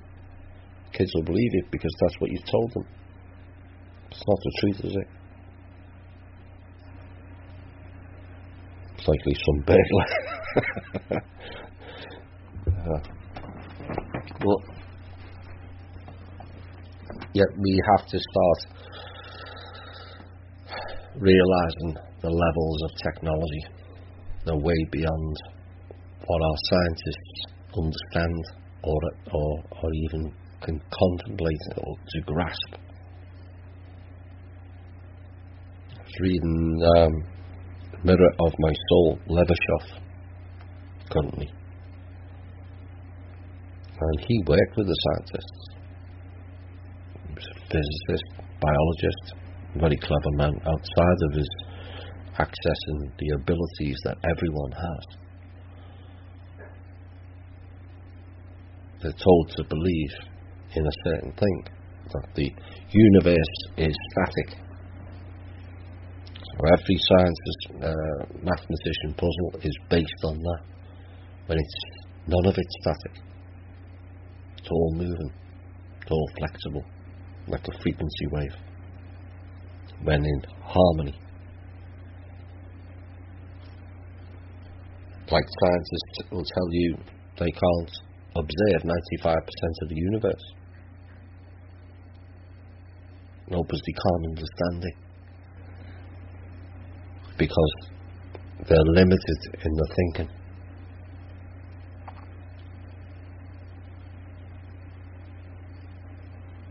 Now, I've kind of gone off the subject a bit, going back to the question. The synthetics will be revealed for what they are. Just clones. Most people have a difficulty with clones. But when they've been doing doubles 50, 60 years, and people think they can't pull that off. I'll say one word: Beatles. Paul McCartney died when I was 5. 1966. But you try telling the masses that, they won't believe you, or many of them don't. But he's on the TV. No, there's the problem what I mentioned in the last hour about following the narrative, because that's what you're told. That's Paul McCartney, so it has to be Paul McCartney. Where's the proof that it's Paul McCartney? See where I'm going? It's like when I said, does Australia really exist? And people will laugh. Of course it exists. But if you haven't been there, how would you know? You're just following a narrative, what somebody else has told you to believe in. And this is where the problem lies. Now, the robotizing is something we can all stop, because it's dangerous for humanity. Badly, badly dangerous. We've all been sadly conditioned that we have to work, and a lot of people will have difficulty if they retired, and a lot of people do have difficulty when they're retired because they don't feel they have a purpose in life.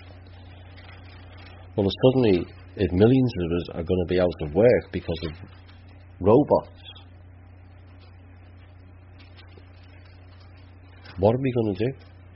Do we really need them? Yet again, like I mentioned 2 weeks ago, robots are just about convenience. Robot vacuums. Why do we need that? Well, I can't be bothered vacuuming today, so I'll get a robot to do it. You've started on the path to transhumanism, unbeknown to you, but that's the path you're going down. Because if we can accept robots for vacuums, we can accept robots for this, and we accept robots to work at Walmart, and then suddenly all the jobs are gone. Why do we need people stacking shelves when we can just get robots in? Where are all the jobs going to go? And some people would like to retire. A lot of people couldn't handle retirement because of the conditioning that people feel you haven't contributed unless you're working. It's difficult. Now, the hive mind, are going to suffer badly, because they're deeply ensconced into the AI system far more than people realise. They're rooted into the program, where they can't think for themselves. It's impossible. We've all seen it where well, it's been on the news. Blah blah is a pedophile. Well, I don't believe it, because they're not programmed to believe it. They've been taken over too much by the AI system. Can they be pulled out? I hope and think they can. I can't promise that they will, but how damaged is that soul going to be, where the only thing it knows is to follow orders? Repeat, repeat, repeat.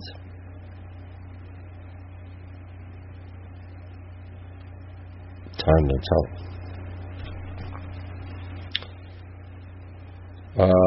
Since the budget for the US has supposedly just been funded through September, I thought it was only for a week, but maybe I misheard it.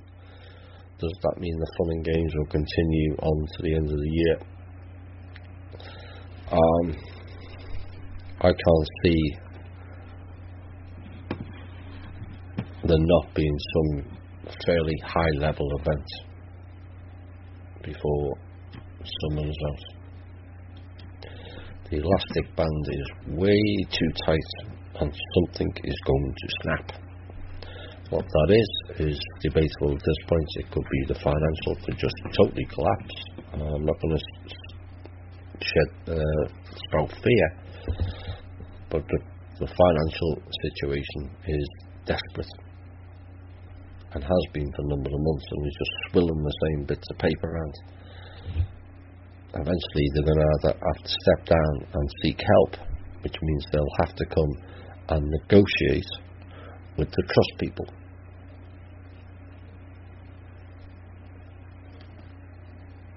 Whether they've got the gumption to do that, as it stands, remains to be seen, given they attempted RV number 1007 this last Tuesday, which failed again. Just crash stupidity.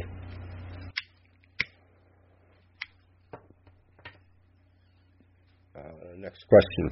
Whenever the ET public disclosure happens, would permission need to be sought from the council to reveal them? No, there's no permission needed from the council. The ET disclosure to the public has already taken place. Otherwise, none of us would know anything about it. It's been disclosed for the last 30, 40 years. Sadly, some of that disclosure has turned out to be a whole heap of bullshit, but there's enough there. The fact that 28 or is it 32 countries now have handed over to the public, or made available to the public, their ET files. Big countries, France, Britain, America, Russia, they've all made those files available. That is disclosure. It doesn't need some famous person announcing it on the idiot box. You've already had it. How would you even know about the ET subject if you haven't already had disclosure? Bob Dean, even David Wilcock has exposed some truth. It's only the last few years when he got in with Mr. FBI Infraguard agent that he went sideways. Richard Dolan, he's actually a real researcher, because he goes into the archives of all the files and then gives you the evidence, which all points to extraterrestrial. Doesn't tell you to believe in it, he gives you the evidence that supports it. You know, there's a whole heap of people Th&I, and Sunfire, myself, Drake, have all disclosed shame, ET knowledge.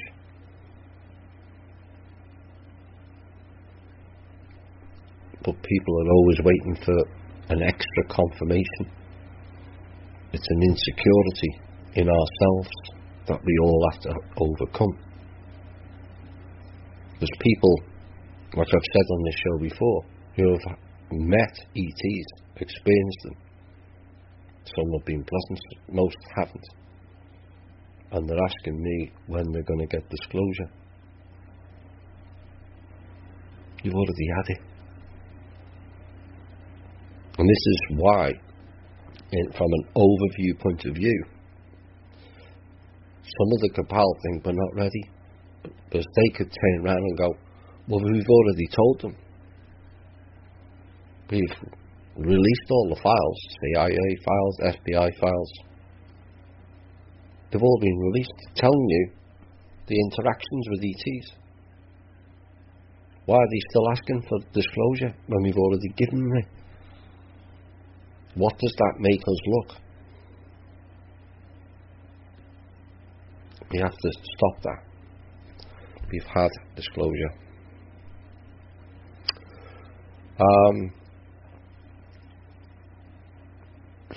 Happy birthday to Barbara and Tucker. Anything about the genocide of whites in South Africa and any other new info on Africa? No, I haven't been following what's going on there. I've got enough followers as it is. Sometimes I'll get news on certain things, but the genocide of whites has been going on for the last 20 years since apartheid, of which now there's a large number of blacks wanting the apartheid back because suddenly none of them have got jobs because they set fire to all the farmland and all the equipment, which is what happened in Zimbabwe, formerly known as Rhodesia. And I warned once it ended that the Zimbabweans would be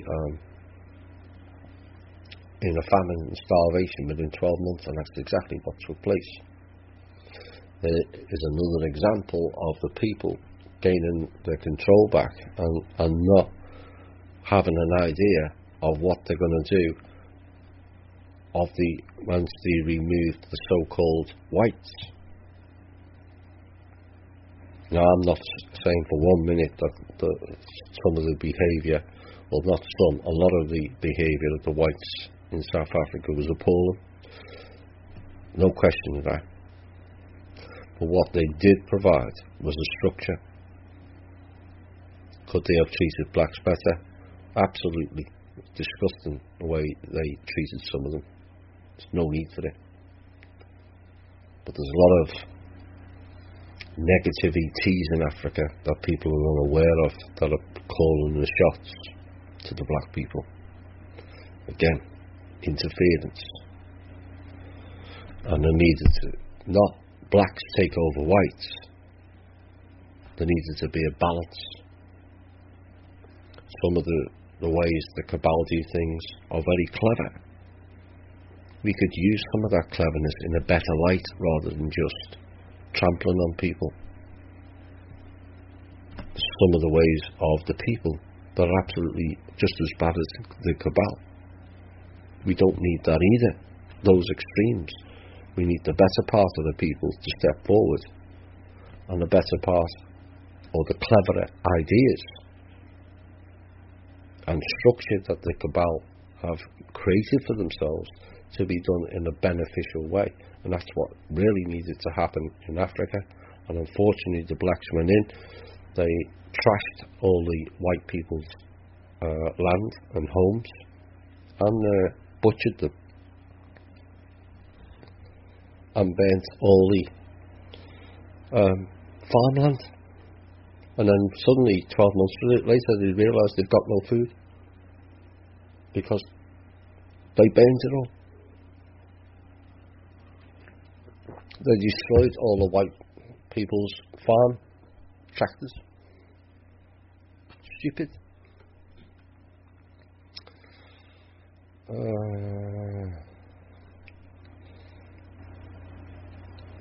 Where are we?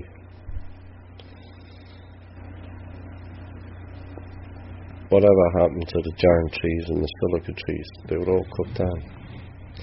They're now called flat-top mountains. Do the evil hominids still control the world? Depends what you mean by hominid. At the moment, there's a lot of very stupid humans acting like Draco, which we can do without. Story of Valiant Thor. Stranger at the Pentagon, did he really come to Earth to help humanity? I'm not too sure on that, whether that's true or not. So, what do you think about using a pendant to ask questions of your higher self and or spirit guides? Would you advise against it, as you don't know who one is communicating? That comes down to you, and eventually have as to how in tune with the self you are. If you're new to this, you're going to make mistakes, and those mistakes can be very, very damaging in the long term and the short term. You open yourself up as a channel, and you are naive who you're speaking to. Suddenly you're infected with the parasite, and a lot of people don't have the wherewithal of how to get rid of it. You also have to tune the pendant to your frequency for its highest good. If you can't tune yourself for your highest good, how can you tune a pendant? In essence, the pendant is another crutch, something outside of yourself that's going to bring you good luck or wishes or this and that. When people realise it's not the pendant or the lucky charm, it's you.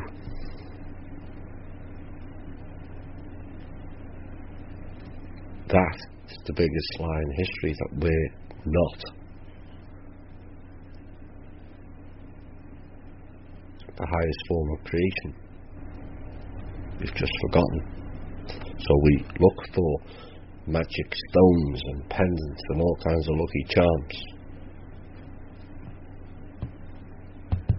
when the real one is you. They're just extensions, something outside of yourself. It's a bit like government. Everyone standing in their true self with full personal responsibility, but never ever need a government to look after them. Not in aeons of years, when you realise who and what you are, and also what you're capable of. You're capable of so much more, but you always, too many of us, look outside of yourself. Jesus is coming to save you. No, you save you, not Jesus. I need this lucky charm, I need this pendant. No, they're outside of you. If you can tune them in, then they become part of you. That's how the soulmate works. You combine the frequencies, then two become one. But don't think the pendant is the be all and end all, or the stones, because it's you. If you do it right, that programs it right, that makes it part of you, and it's you that made it work, not the pendant or the stone. Right, on that note, we've gone out slightly over the 3 hours. I think we're going to end up wrap this show up. Keep strong. I know you've all been through a lot. It's been a lot to absorb over the last, this year, as the unravelling, as mentioned in the end of last year, the unravelling continues. The cabal are unravelling by the hour. The infighting was forecast, so nothing's really that's been validated, and you're now seeing it right in your face. Sometimes that can be a bit heavy. Let it go. Release it. Work on your shadow sides. Do your inner work. And think different. Don't limit yourself. Think independent. I'm not getting at that person in particular, I'm talking about it in general. Those trinkets are outside of you. It's like the organ. You can do that without organ. You can do anything once you apply yourself in the right manner and tune yourself in. Everything's just a frequency at the end of the day.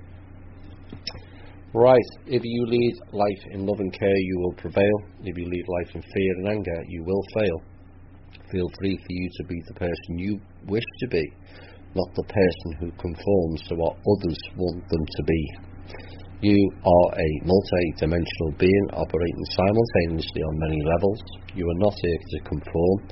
You are not here to be stifled. You are not here to be enslaved, and you certainly aren't here to be abused or to compete with your friends, family or neighbours. You are here to be the best you can be, and do so as the crown of creation. Now go out with the confidence of who and what you are, and excel in yourself, and in doing so